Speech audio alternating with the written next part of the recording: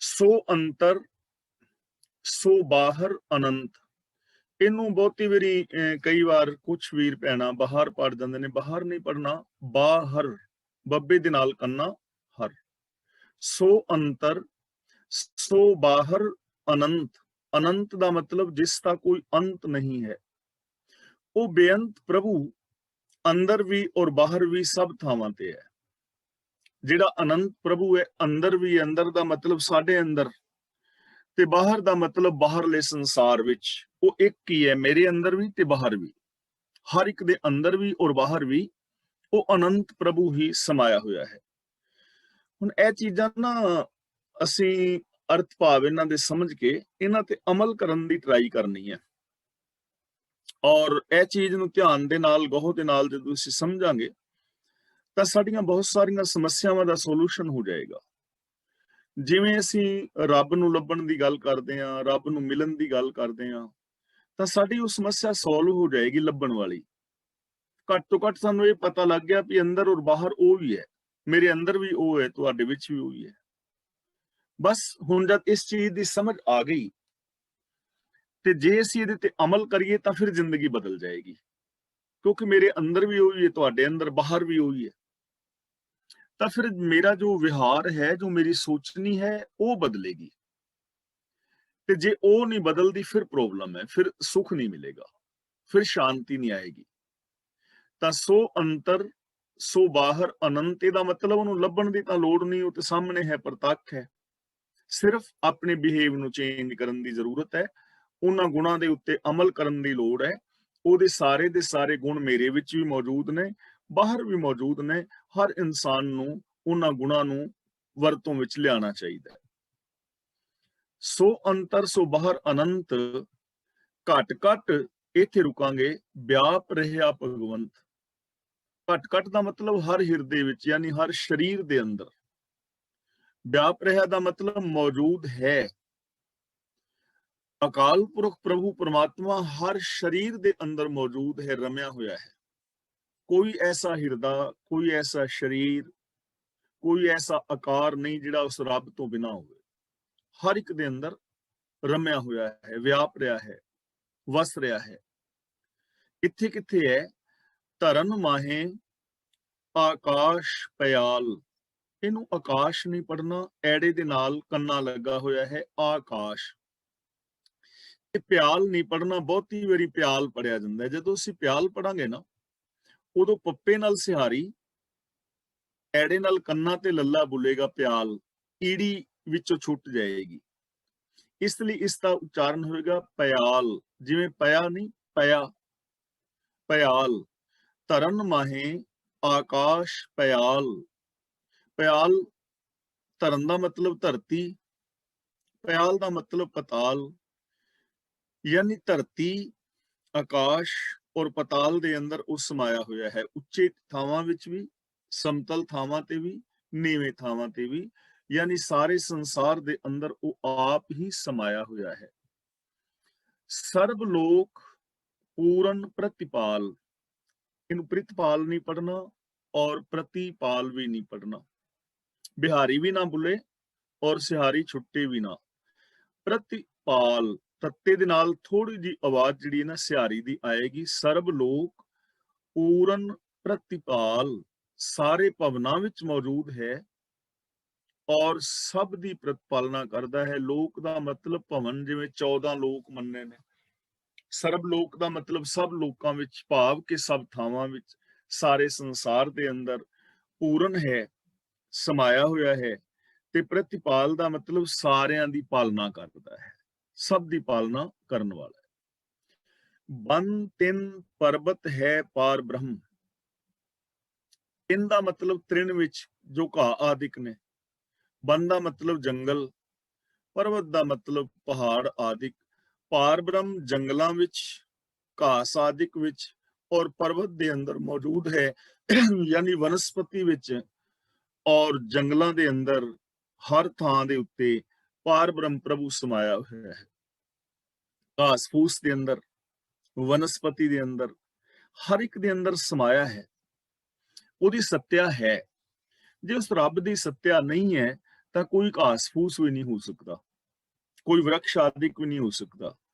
ਉਸ ਰੱਬ ਦੇ ਸਿਸਟਮ ਦੇ ਅੰਦਰ ਇਹ ਸਾਰਾ ਸੰਸਾਰ ਚੱਲ ਰਿਹਾ ਹੈ। ਤਾਂ ਉਹ ਬਨਾਂ ਵਿੱਚ, ਜੰਗਲਾਂ ਵਿੱਚ, ਘਾਹ ਤਿੜਾਂ ਦੇ ਵਿੱਚ, ਪਹਾੜਾਂ ਦੇ ਵਿੱਚ, ਹਰ ਥਾਂ ਤੇ ਮੌਜੂਦ ਹੈ। ਜੈਸੀ ਆਗਿਆ ਤੈਸਾ ਕਰਮ। ਆਗਿਆ ਦਾ ਮਤਲਬ ਹੁਕਮ, ਕਰਮ ਦਾ ਮਤਲਬ ਕੰਮ। ਜਿਹੋ ਜਿਹਾ ਹੁਕਮ ਕਰਦਾ ਹੈ ਉਹੋ ਜਿਹੇ ਹੀ ਜੀਵ ਕੰਮ ਕਰਦੇ ਨੇ।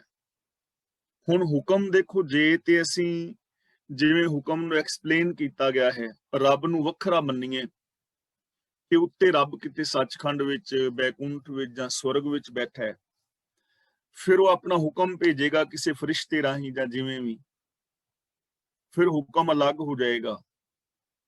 ਕਿਹਨੂੰ ਕਿਹਨੂੰ ਕਿਵੇਂ ਕਿਵੇਂ ਹੁਕਮ ਪਹੁੰਚੇਗਾ। ਤਾਂ ਇੱਥੇ ਹੁਕਮ ਨੂੰ ਜਦੋਂ ਤੁਸੀਂ ਆਗਿਆ ਜਾਂ ਹੁਕਮ ਨੂੰ ਆਪਾਂ ਕੀ ਕਵਾਂਗੇ, ਬੋਲ ਕੇ ਦੱਸੋ ਸਾਰੇ।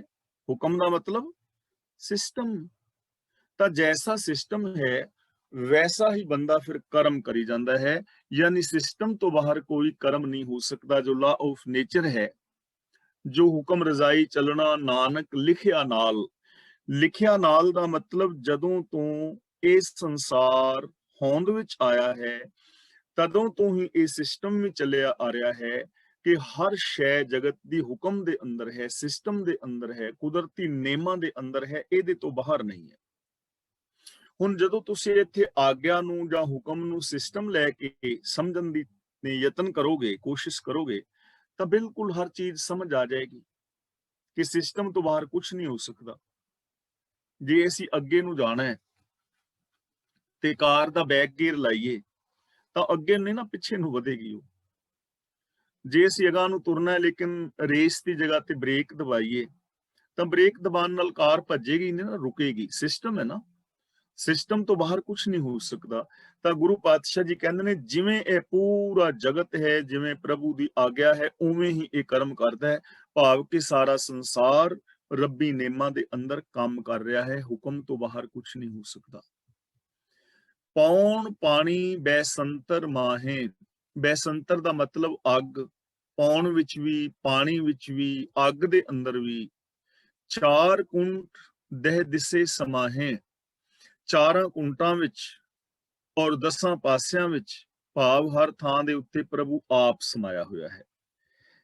ਹਵਾ ਵਿੱਚ ਵੀ, ਪਾਣੀ ਵਿੱਚ ਵੀ, ਅੱਗ ਵਿੱਚ ਵੀ, ਧਰਤੀ ਵਿੱਚ, ਆਕਾਸ਼ ਵਿੱਚ, ਜੋ ਵੀ ਇਹ ਸਭ ਥਾਵਾਂ ਦੇ ਉੱਤੇ ਪ੍ਰਭੂ ਆਪ ਸਮਾਇਆ, ਚਾਰਾਂ ਕੋਨਿਆਂ ਵਿੱਚ, 10 ਦਿਸ਼ਾਵਾਂ ਦੇ ਅੰਦਰ।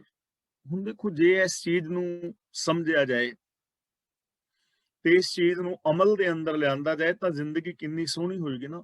ਜਦੋਂ ਸਮਝ ਆਏਗਾ ਕਿ ਪਾਣੀ ਵਿੱਚ ਰੱਬ ਹੈ, ਫਿਰ ਬੰਦਾ ਪਾਣੀ ਦਾ ਸਤਿਕਾਰ ਕਰੇਗਾ ਨਾ, ਪਾਣੀ ਦੀ ਦੁਰਵਰਤੋਂ ਨਹੀਂ ਕਰੇਗਾ। ਪਾਣੀ ਦੇ ਅੰਦਰ ਗੰਦੇ ਨਾਲੇ ਤੇ ਆ ਜੋ ਗੰਦੇ ਮਤਲਬ ਫੈਕਟਰੀਆਂ ਦਾ ਪੋਲੂਸ਼ਨ ਵਾਲਾ, ਕੈਮੀਕਲ ਵਾਲਾ ਪਾਣੀ ਹੈ, ਉਹ ਪਾਣੀ ਦੇ ਵਿੱਚ ਪਾ ਕੇ ਨਹੀਂ ਕਰੇਗਾ ਪਾਣੀ ਨੂੰ ਖਰਾਬ।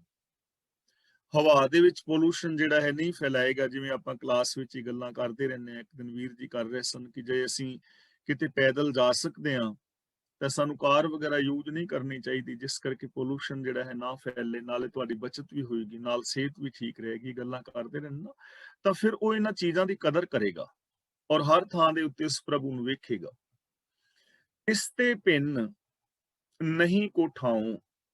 ਠਾਉ ਨਹੀਂ, ਇਹਨੂੰ ਠਾਉ ਪੜਾਂਗੇ। ਠਾਉ, ਠਾਉ ਦਾ ਮਤਲਬ ਥਾਂ। ਉਸ ਰੱਬ ਤੋਂ ਵੱਖਰਾ ਕੋਈ ਥਾਂ ਨਹੀਂ ਹੈ। ਤਿਸ ਤੇ ਭਿੰਨ, ਭਿੰਨ ਦਾ ਮਤਲਬ ਵੱਖਰਾ। ਨਹੀਂ ਕੋ ਠਾਉ, ਕੋਈ ਵੀ ਥਾਂ ਉਹਦੇ ਤੋਂ ਵੱਖਰਾ ਨਹੀਂ ਹੈ। ਅਸੀਂ ਕਿਸੇ ਚੀਜ਼ ਨੂੰ ਰੱਬ ਤੋਂ ਵੱਖਰੀ ਕਰਕੇ ਨਹੀਂ ਵੇਖ ਸਕਦੇ। ਦੇਖੋ ਕਿੰਨੇ ਪਿਆਰ ਦੇ ਨਾਲ ਸਮਝਾ ਰਹੇ ਨੇ ਕਿ ਉਹਦੇ ਤੋਂ ਵੱਖਰਾ ਕੋਈ ਥਾਂ ਨਹੀਂ ਹੈ। ਤੁਸੀਂ ਇਹ ਨਹੀਂ ਕਹਿ ਸਕਦੇ ਕਿ ਇਹ ਚੀਜ਼ ਅਸੀਂ ਰੱਬ ਤੋਂ ਵੱਖਰੀ ਕਰ ਲਈਏ। ਰੱਬ ਤੋਂ ਵੱਖਰੀ ਕੋਈ ਥਾਂ ਹੈ ਹੀ ਨਹੀਂ। ਯਾਨੀ ਉਹ ਦਿਸਦਾ ਜਗਤ ਇਹ ਉਸੇ ਦਾ ਹੀ ਰੂਪ ਹੈ। ਹੁਣ ਜਿਵੇਂ ਪਾਣੀ ਹੈ ਤਾਂ ਪਾਣੀ ਦਾ ਫਾਰਮੂਲਾ H2O, ਹਾਈਡਰੋਜਨ ਆਕਸੀਜਨ ਹੈ। ਭਾਵੇਂ ਉਹ ਇੱਕ ਬੂੰਦ ਪਾਣੀ ਹੈ, ਭਾਵੇਂ ਉਹ ਸਾਰਾ ਸਮੁੰਦਰ ਪਾਣੀ ਹੈ। ਤਾਂ ਰੱਬ ਤੋਂ ਬਿਨਾਂ ਕੋਈ ਥਾਂ ਨਹੀਂ ਹੈ। ਸੋਨੇ ਦੇ ਜਿਹੜੇ ਗਹਿਣੇ ਨੇ ਉਹ ਸੋਨਾ ਹੀ ਹੈ। ਤਿਸ ਤੇ ਭਿੰਨ ਨਹੀਂ ਕੋ ਠਾਉ, ਗੁਰ ਪ੍ਰਸਾਦ ਨਾਨਕ ਸੁਖ ਪਾਓ। ਇਹ ਗੁਰੂ ਦੀ ਰਹਿਮਤ ਰਾਹੀਂ ਇਸ ਨਿਸ਼ਚੇ ਦਾ ਆਨੰਦ ਮਾਣਿਆ ਜਾ ਸਕਦਾ ਹੈ। ਜੇ ਨਿਸ਼ਚਾ ਆ ਜਾਏ ਨਾ ਕਿ ਸਭ ਥਾਵਾਂ ਤੇ ਰੱਬ ਹੈ, ਦਿਸਦਾ ਜਗਤ ਰੱਬ ਹੈ, ਸੋ ਅੰਤਰ ਸੋ ਬਾਹਰ ਅਨੰਤ। ਉਹ ਪ੍ਰਭੂ ਅਨੰਤ ਜਿਹੜਾ ਹੈ ਮੇਰੇ ਵਿੱਚ ਵੀ ਹੈ, ਦੂਜਿਆਂ ਦੇ ਵਿੱਚ ਵੀ ਹੈ, ਤੁਹਾਡੇ ਵਿੱਚ ਵੀ ਉਹੀ ਹੈ, ਮੇਰੇ ਵਿੱਚ ਵੀ ਉਹੀ ਹੈ। ਜੇ ਇਹ ਨਿਸ਼ਚਾ ਆ ਜਾਏ, ਜੇ ਵਿਸ਼ਵਾਸ ਬਣ ਜਾਏ ਗੁਰੂ ਦੀ ਕਿਰਪਾ ਨਾਲ, ਸੁਖ ਪਾਓ, ਫਿਰ ਸੁਖ ਪਾਇਆ ਜਾ ਸਕਦਾ ਹੈ, ਤਾਂ ਸੁਖ ਮਿਲ ਸਕਦਾ ਹੈ। ਗੱਲਾਂ ਦੇ ਨਾਲ ਨਹੀਂ। ਗੱਲਾਂ ਤਾਂ ਮੈਂ ਵੀ ਕਰ ਰਿਹਾ, ਗੱਲਾਂ ਤੁਸੀਂ ਵੀ ਕਰਦੇ ਹੋ, ਗੱਲਾਂ ਹੋਰ ਵੀ ਲੋਕ ਕਰਦੇ ਨੇ, ਪਰ ਗੱਲਾਂ ਦੇ ਨਾਲ ਸੁਖ ਨਹੀਂ ਮਿਲਦਾ। ਜੇ ਇਹ ਨਿਸ਼ਚਾ ਬਣ ਜਾਏ ਕਿ ਸਭ ਥਾਵਾਂ ਤੇ ਰੱਬ ਹੈ, ਮੇਰੇ ਅੰਦਰ ਵੀ ਬਾਹਰ ਵੀ ਉਹਦੇ ਗੁਣ ਮੌਜੂਦ ਨੇ, ਹੁਕਮ ਦੇ ਅੰਦਰ ਸਾਰਾ ਕੁਝ ਚੱਲ ਰਿਹਾ ਹੈ, ਇਹ ਨਿਸ਼ਚਾ ਬਣ ਜਾਏ ਔਰ ਇਸ ਨਿਸ਼ਚੇ ਉੱਤੇ ਅਮਲ ਕੀਤਾ ਜਾਏ, ਇਹਨਾਂ ਚੀਜ਼ਾਂ ਨੂੰ ਇੰਪਲੀਮੈਂਟ ਕੀਤਾ ਜਾਏ, ਅਸੀਂ ਇੱਕ ਦੂਜੇ ਨਾਲ ਰੱਬ ਵਰਗਾ ਪਿਆਰ ਸਤਿਕਾਰ ਵਿਹਾਰ ਕਰਨਾ ਸ਼ੁਰੂ ਕਰੀਏ। ਪੂਰੀ ਦੁਨੀਆ ਦੇ ਮਨੁੱਖ ਮਾਤਰ ਜੋ ਸਾਡੇ ਅੰਦਰ ਸ਼ੁਭ ਗੁਣ ਨੇ, ਕੇਵਲ ਉਹਨਾਂ ਗੁਣਾਂ ਦੀ ਵਰਤੋਂ ਸ਼ੁਰੂ ਕਰੀਏ, ਗੁਣਾਂ ਬਾਰੇ ਬੋਲੀਏ, ਗੁਣਾਂ ਬਾਰੇ ਸੋਚੀਏ, ਗੁਣਾਂ ਵਾਲਾ ਵਿਹਾਰ ਕਰੀਏ, ਤਾਂ ਸੁਖ ਮਿਲ ਜਾਏਗਾ। ਵੇਦ ਪੁਰਾਨ ਸਿਮਰਿਤ ਮਹਿ ਦੇਖ, ਇਹਨੂੰ ਪੜਾਂਗੇ ਸਿਮਰਿਤ, ਮੰਮੇ ਦੇ ਨਾਲ ਲੱਗੀ ਹੋਈ ਜੋ ਸਿਹਾਰੀ ਹੈ ਰਾਰੇ ਨਾਲ ਬੋਲੇਗੀ ਸਿਮਰਿਤ, ਰਿਤ ਕਰਕੇ ਬੋਲੇਗਾ। ਸਿਮਰਿਤ ਦਾ ਮਤਲਬ ਸਿਮਰਤੀਆਂ, ਯਾਨੀ ਵੇਦ ਪੁਰਾਨ ਸਿਮਰਤੀਆਂ ਜਿਹੜੀਆਂ ਨੇ, ਉਹ ਉਹਨਾਂ ਦੇ ਵਿੱਚ ਵੀ ਇੱਕ ਪ੍ਰਭੂ ਨੂੰ ਹੀ ਤੱਕ, ਭਾਵ ਕਿ ਜੇ ਕੋਈ ਹੋਰ ਕਰਮਕਾਂਡ ਦੀ ਗੱਲ ਕਰਦੇ ਨੇ ਤਾਂ ਉਹਨਾਂ ਨੂੰ ਨਾ ਦੇਖੋ। ਜੇ ਵੇਦ ਪੁਰਾਨ ਸਿਮਰਤੀਆਂ ਸ਼ਾਸਤਰ ਨੇ, ਉਹ ਵੀ ਇੱਕ ਨੂੰ ਵੇਖਣ ਦੀ ਗੱਲ ਕਰਦੇ ਨੇ, ਇੱਕ ਨੂੰ ਵੇਖਣਾ ਚਾਹੀਦਾ, ਉਹ ਵੀ ਇੱਕ ਦੇ ਹੁਕਮ ਵਿੱਚ ਨੇ। ਵੇਦ ਪੁਰਾਨ ਸਿਮਰਤ ਮੈਂ ਦੇਖ, ਯਾਨੀ ਵੇਦ ਆਦਿਕ, ਉਹੀ ਵੇਦ ਆਦਿਕ ਦੇ ਵਿੱਚ ਉਹਨਾਂ ਨੂੰ ਵੇਖ, ਭਾਵ ਕਿ ਵੇਦ ਆਦਿਕ ਰਚਨ ਵਾਲੇ ਪੜਨ ਵਾਲੇ ਵੀ ਉਸ ਪ੍ਰਭੂ ਦੀ ਰਜ਼ਾ ਹੁਕਮ ਦੇ ਵਿੱਚ ਨੇ। ਵੇਦ ਸ਼ਾਸਤਰ ਰਚਨ ਵਾਲਿਆਂ ਦੇ ਵਿੱਚ ਵੀ ਰੱਬ ਮੌਜੂਦ ਹੈ, ਪਰ ਇਹ ਗੱਲ ਵੱਖਰੀ ਹੈ ਕਿ ਕੋਈ ਉਸ ਰੱਬੀ ਗੁਣਾਂ ਨੂੰ ਯੂਜ਼ ਕਰਦਾ ਹੈ ਜਾਂ ਨਹੀਂ ਕਰਦਾ। ਇੱਕ ਚੋਰ ਦੇ ਵਿੱਚ ਵੀ ਰੱਬ ਤੇ ਹੈ, ਪਰ ਇਹ ਗੱਲ ਵੱਖਰੀ ਹੈ ਕਿ ਉਹ ਅੰਦਰ ਦੇ ਗੁਣਾਂ ਨੂੰ ਯੂਜ਼ ਨਹੀਂ ਕਰ ਰਿਹਾ। ਇੱਕ ਖਰਵਾ ਬੋਲਣ ਵਾਲੇ ਦੇ ਵਿੱਚ ਵੀ ਰੱਬ ਦੀ ਸੱਤਿਆ ਤੇ ਹੈ, ਉਹਦੇ ਅੰਦਰ ਪਿਆਰ ਮੁਹੱਬਤ ਤਾਂ ਹੈ, ਪਰ ਇਹ ਗੱਲ ਵੱਖਰੀ ਹੈ ਕਿ ਉਹਨਾਂ ਗੁਣਾਂ ਨੂੰ ਉਹ ਯੂਜ਼ ਨਹੀਂ ਕਰ ਰਿਹਾ, ਉਹਦਾ ਆਨੰਦ ਨਹੀਂ ਮਾਣ ਪਾ ਰਿਹਾ। ਸਸੀਅਰ ਸੂਰ ਨਖੇਤਰ ਮੈਂ ਹੈ ਏਕ, ਐ ਖੱਖੇ ਦੇ ਪੈਰ ਥੱਲੇ ਅੱਧਾ ਯਈਆ ਹੈ। ਨਖੇਤਰ ਤੇ ਨਖੇਤਰ ਨਹੀਂ ਬੋਲਾਂਗੇ, ਤਰ ਜਦੋਂ ਬੋਲਾਂਗੇ ਤਾਂ ਇਹ ਰਾਰਾ ਜਿਹੜਾ ਹੈ ਪੂਰਾ ਬੋਲ ਜਾਏਗਾ। ਨਖੇਤਰ ਰਾਰਾ ਪੂਰਾ ਬੋਲ ਰਿਹਾ ਹੈ, ਅੱਧਾ ਰਾਰਾ ਬੋਲਣਾ ਹੈ। ਸਸੀਅਰ ਸੂਰ ਨਖੇਤਰ, ਤ੍ਰ ਕਰਕੇ ਨਖੇਤਰ ਮਹਿ ਏਕ, ਸਸੀਅਰ ਸੂਰ ਨਖੇਤਰ ਮਹਿ ਏਕ। ਚੰਨ ਸੂਰਜ ਔਰ ਤਾਰੇ, ਨਖੇਤਰ ਦਾ ਮਤਲਬ ਇੱਥੇ ਹੈ ਤਾਰੇ, ਸੂਰ ਦਾ ਮਤਲਬ ਸੂਰਜ, ਸਸੀਅਰ ਦਾ ਮਤਲਬ ਚੰਦਰਮਾ, ਨਖੇਤਰ ਦਾ ਮਤਲਬ ਤਾਰੇ। ਚੰਦਰਮਾ ਸੂਰਜ ਤਾਰਿਆਂ ਵਿੱਚ ਇੱਕੋ ਹੀ ਹੈ, ਉਹ ਇੱਕ ਹੀ ਸਮਾਇਆ, ਉਸ ਇੱਕ ਦੀ ਸੱਤਿਆ ਕਰਕੇ ਹੀ ਨੇ, ਇੱਕ ਦੇ ਹੁਕਮ ਦੇ ਵਿੱਚ ਇਹ ਸਾਰੇ ਨੇ, ਉਸ ਇੱਕ ਤੋਂ ਬਾਹਰ ਨਹੀਂ ਹਨ, ਉਸ ਇੱਕ ਦਾ ਹੀ ਇਹ ਅੰਗ ਨੇ, ਉਹਦਾ ਹੀ ਇਹ ਵਿਸਥਾਰ ਨੇ। ਬਾਣੀ ਪ੍ਰਭ ਕੀ ਸਭ ਕੋ ਬੋਲੇ, ਬੋਲੇ ਨਹੀਂ ਪੜਨਾ, ਬੋਲੇ ਲੱਲੇ ਨਾਲ ਦੁਲਾਵਾਂ ਨੇ। ਬਾਣੀ ਪ੍ਰਭ ਕੀ ਸਭ ਕੋ ਬੋਲੇ, ਹਰੇਕ ਜੀਵ ਅਕਾਲ ਪੁਰਖ ਦੀ ਹੀ ਬੋਲੀ ਬੋਲਦਾ ਹੈ। ਹੁਣ ਜੋ ਅਸੀਂ ਬੋਲੀ ਬੋਲ ਰਹੇ ਹਾਂ, ਇਹ ਰੱਬ ਦੀ ਬਾਣੀ ਬੋਲ ਰਹੇ ਹਾਂ, ਭਾਵ ਰੱਬ ਦੀ ਸੱਤਿਆ ਕਰਕੇ ਬੋਲ ਰਹੇ ਹਾਂ। ਔਰ ਯਾਦ ਰੱਖਣਾ, ਉਹੀ ਅੰਦਰ ਬੋਲ ਰਿਹਾ ਹੈ। ਜੇ ਮੇਰੇ ਅੰਦਰ ਉਹ ਨਹੀਂ ਤਾਂ ਮੈਂ ਬੋਲ ਨਹੀਂ ਪਾਵਾਂਗਾ, ਜੇ ਤੁਹਾਡੇ ਅੰਦਰ ਉਹ ਨਹੀਂ ਤਾਂ ਸੁਣ ਨਹੀਂ ਪਾਓਗੇ। ਉਹਦੀ ਇੱਕ ਸੱਤਿਆ ਹੈ ਨਾ, ਉਹਦੀ ਇੱਕ ਸਿਸਟਮ ਹੈ ਨਾ, ਤੇ ਉਹ ਸਿਸਟਮ ਕਰਕੇ ਉਹਦੀ ਆਗਿਆ ਵਿੱਚ ਹੀ ਇਹ ਜਿਹੜੀ ਬੋਲੀ ਹੈ ਉਹ ਬੋਲੀ ਜਾ ਰਹੀ ਹੈ। ਬਾਣੀ ਪ੍ਰਭ ਕੀ ਸਭ ਕੋ ਬੋਲੇ, ਸਭ ਜੀਵ ਉਸ ਪ੍ਰਭੂ ਦੀ ਬਾਣੀ ਬੋਲਦੇ ਨੇ, ਭਾਵ ਉਹਦੇ ਹੁਕਮ ਦੇ ਵਿੱਚ ਨੇ, ਉਹਦੇ ਹੁਕਮ ਤੋਂ ਬਾਹਰ ਨਹੀਂ ਹਨ। ਆਪ ਅਡੋਲ ਨਾ ਕਬਹੂ ਡੋਲੇ, ਸਾਰਿਆਂ ਦੇ ਵਿੱਚ ਹੁੰਦਾ ਹੋਇਆ ਵੀ ਉਹ ਆਪ ਅਡੋਲ ਹੈ, ਕਦੇ ਉਹ ਡੋਲਦਾ ਨਹੀਂ ਹੈ। ਭਾਵ ਕਿ ਰੱਬ ਦੇ ਜੋ ਨਿਯਮ ਨੇ ਉਹ ਬਿਲਕੁਲ ਸਥਿਰ ਨੇ, ਉਹ ਡੋਲਦਾ ਨਹੀਂ ਹੈ। ਇਹ ਨਹੀਂ ਕਿ ਸਾਡੇ ਵਾਂਗੂ ਰੱਬ ਡੋਲ ਜਾਏ, ਮੇਰੇ ਤੇ ਥੋੜੀ ਜਿਹੀ ਮੁਸੀਬਤ ਆਈ ਤੇ ਮੈਂ ਡੋਲ ਗਿਆ, ਮੇਰੇ ਅੰਦਰ ਛੋਟੀ ਜਿਹੀ ਖੁਸ਼ੀ ਮਿਲੀ ਤੇ ਮੈਂ ਆਪਣੇ ਆਪੇ ਚੋਂ ਬਾਹਰ ਹੋ ਗਿਆ, ਤੇ ਜੇ ਮੇਰੇ ਅੰਦਰ ਥੋੜੀ ਜਿਹੀ ਗਮੀ ਆਈ ਤੇ ਮੈਂ ਥੋੜੇ ਜਿਹੇ ਦੁੱਖ ਦੇ ਨਾਲ ਹੀ ਡੋਲ ਗਿਆ, ਮੈਂ ਆਪਣਾ ਫੈਸਲਾ ਬਦਲ ਲਿਆ। ਡੋਲ ਜਾਂਦੇ ਨੇ ਨਾ ਲੋਕ, ਫੈਸਲਾ ਬਦਲ ਲੈਂਦੇ ਨੇ, ਲੇਕਿਨ ਰੱਬ ਡੋਲਦਾ ਨਹੀਂ ਹੈ। ਉਹ ਆਪਣੇ ਨਿਯਮਾਂ ਨੂੰ ਬਦਲਦਾ ਨਹੀਂ ਕਿ ਉਹ ਡੋਲ ਜਾਏ ਕਿ ਹੁਣ ਕੀ ਹੋਏਗਾ ਤੇ ਹੁਣ ਮੈਂ ਨਿਯਮ ਬਦਲ ਦਿਆਂ। ਐਸਾ ਨਹੀਂ ਹੈ, ਉਹ ਅਡੋਲ ਹੈ, ਡੋਲਦਾ ਨਹੀਂ। ਤੇ ਜੇ ਉਸ ਅਡੋਲ ਦੇ ਨਾਲ ਜੁੜ ਜਾਏ ਨਾ ਬੰਦਾ, ਫਿਰ ਬੰਦਾ ਵੀ ਅਡੋਲ ਹੋ ਜਾਏਗਾ, ਫਿਰ ਸੱਚ ਦੇ ਨਾਲ ਜੁੜਿਆ ਰਹੇਗਾ। ਅਸੀਂ ਆਪਣੀਆਂ ਨਿੱਕੀਆਂ ਨਿੱਕੀਆਂ ਗੱਲਾਂ ਤੋਂ ਫੈਸਲੇ ਬਦਲ ਲੈਂਦੇ ਆ ਨਾ, ਪਰ ਜਿਹੜੇ ਉਸ ਅਡੋਲ ਦੇ ਨਾਲ ਜੁੜ ਜਾਂਦੇ ਨੇ, ਭਾਈ ਮਤੀ ਦਾਸ, ਭਾਈ ਸਤੀ ਦਾਸ, ਭਾਈ ਦਿਆਲਾ ਜੀ, ਕਿੰਨੇ ਵੱਡੇ ਵੱਡੇ ਕਸ਼ਟ ਦਿੱਤੇ ਨੇ, ਲੇਕਿਨ ਅਡੋਲ ਰਹੇ, ਉਹਨਾਂ ਨੇ ਆਪਣਾ ਫੈਸਲਾ ਬਦਲਿਆ ਨਹੀਂ ਨਾ, ਸੱਚ ਦੇ ਨਾਲੋਂ ਟੁੱਟੇ ਨਹੀਂ, ਦੂਰ ਨਹੀਂ ਹੋਏ। ਕਿੰਨੀਆਂ ਸਾਰੀਆਂ ਨੌਜਵਾਨ ਧੀਆਂ ਭੈਣਾਂ, ਬਜ਼ੁਰਗ ਮਾਤਾਵਾਂ ਮੀਰ ਮੰਨੂ ਦੇ ਜੇਲ੍ਹ ਵਿੱਚ, ਜਿਨ੍ਹਾਂ ਨੂੰ ਚੱਕੀਆਂ ਪੀਣੀਆਂ ਪੈ ਰਹੀਆਂ ਨੇ, ਗਰਮੀ ਦੇ ਦਿਨਾਂ ਵਿੱਚ ਭੁੱਖਿਆਂ ਪਿਆਸਿਆਂ ਰਹਿ ਕੇ ਤਸੀਹੇ ਦਿੱਤੇ ਜਾ ਰਹੇ ਨੇ। ਮਾਸੂਮ ਬੱਚਿਆਂ ਨੂੰ ਨੇਜਿਆਂ ਵਿੱਚ ਪਰੋ ਕੇ ਮਾਵਾਂ ਦੇ ਝੋਲੀਆਂ ਵਿੱਚ ਰੱਖਿਆ ਹੈ। ਮਾਸੂਮ ਬੱਚਿਆਂ ਦੇ ਟੁਕੜੇ ਟੁਕੜੇ ਕਰਕੇ ਗਲਿਆਂ ਦੇ ਅੰਦਰ ਹਾਰ ਬਣਾ ਦਿੱਤੇ ਨੇ, ਪਾ ਦਿੱਤੇ ਨੇ, ਲੇਕਿਨ ਅਡੋਲ ਨੇ, ਉਹਨਾਂ ਨੇ ਆਪਣਾ ਫੈਸਲਾ ਬਦਲਿਆ ਨਹੀਂ, ਸੱਚ ਤੋਂ ਟੁੱਟੀਆਂ ਨਹੀਂ।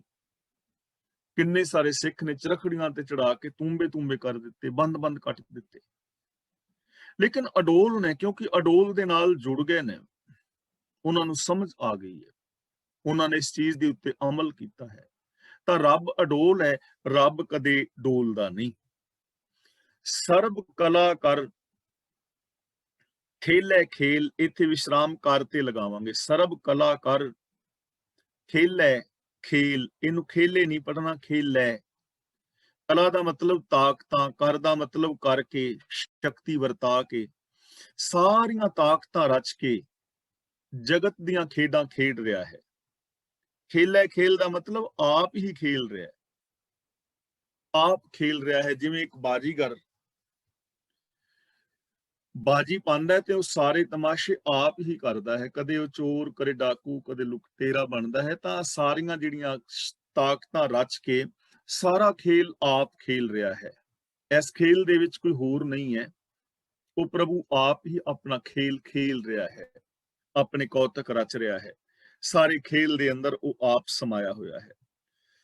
ਮੋਲ ਨਾ ਪਾਈਐ ਗੁਣ ਹੈ ਅਮੋਲ, ਅਮੋਲ ਗੁਣਾ ਵਾਲਾ ਹੈ, ਉਹਦਾ ਮੁੱਲ ਨਹੀਂ ਪਾਇਆ ਜਾਂਦਾ।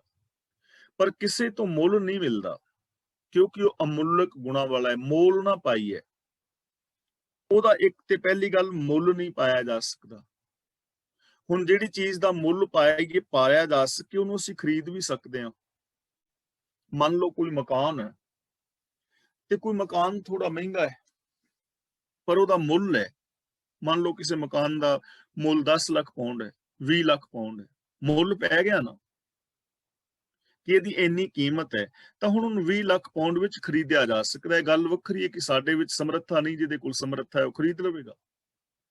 ਜਿਹਦੇ ਕੋਲ ਸਮਰੱਥਾ ਹੋਏਗੀ 20 ਲੱਖ ਦੇ ਕੇ ਉਹ ਖਰੀਦ ਸਕਦਾ ਹੈ। ਜੇ ਰੱਬ ਦਾ ਮੁੱਲ ਪਾ ਲਿਆ ਜਾਏ ਕਿ ਐਨੇ ਮੁੱਲ ਤੋਂ ਮਿਲਦਾ ਹੈ, ਤੇ ਫਿਰ ਸਾਡੇ ਕੋਲ ਸਮਰੱਥਾ ਨਹੀਂ ਹੈ। ਜਿਹਦੇ ਕੋਲ ਸਮਰੱਥਾ ਹੋਏਗੀ ਰੱਬ ਨੂੰ ਖਰੀਦ ਲਏਗਾ ਨਾ,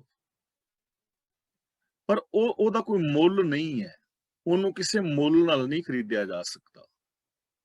ਕਿ ਜੇ ਉਹਨੂੰ ਕੋਈ ਮੁੱਲ ਕਵੇ ਕਿ ਮੈਂ ਇੰਨੀ ਕੁ ਭੇਟਾ ਦੇ ਦਿਆਂਗਾ ਕਿਸੇ ਗੁਰਦੁਆਰੇ, ਮੰਦਿਰ, ਮਸੀਤ ਵਿੱਚ ਜਾਂ ਜਿੱਥੇ ਵੀ, ਤੇ ਮੈਂ ਰੱਬ ਨੂੰ ਪਾ ਲਵਾਂ ਪੈਸੇ ਨਾਲ, ਐਵੇਂ ਨਹੀਂ।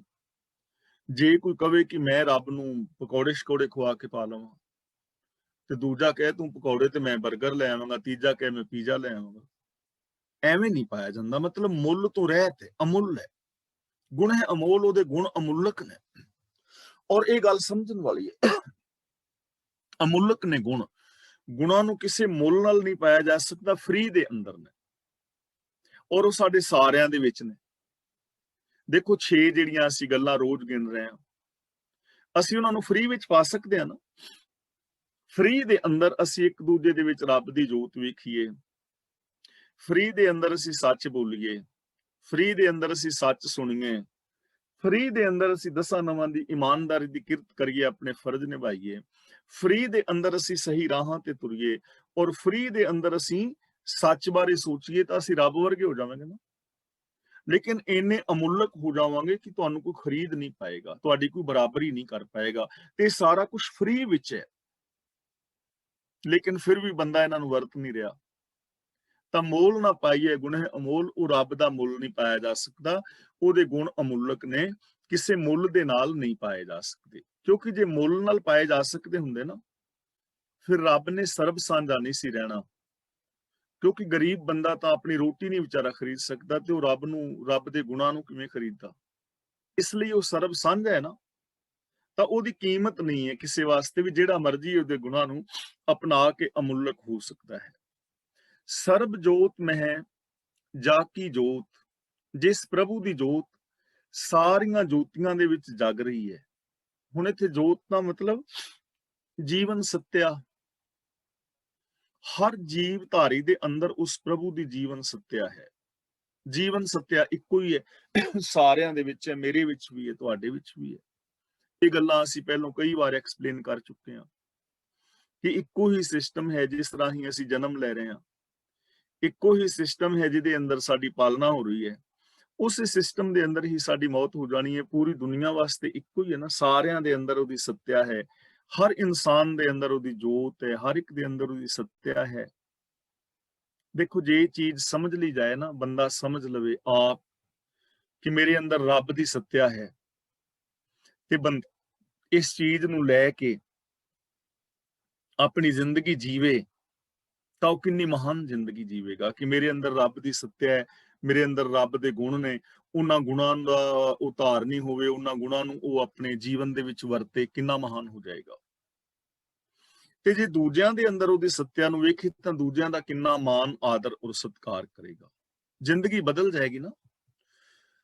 ਧਾਰ ਰਹਿਓ ਸੁਆਮੀ ਓਤ ਪੋਤ, ਸੁਆਮੀ ਤੇ ਵਿਸਰਾਮ ਲਗਾਵਾਂਗੇ। ਧਾਰ ਰਹਿਓ ਸੁਆਮੀ ਓਤ ਪੋਤ, ਓਤ ਪੋਤ ਦਾ ਮਤਲਬ ਤਾਣਾ ਪੇਟਾ, ਧਾਰ ਰਹਿਓ ਦਾ ਮਤਲਬ ਆਸਰਾ ਦੇ ਰਿਹਾ ਹੈ।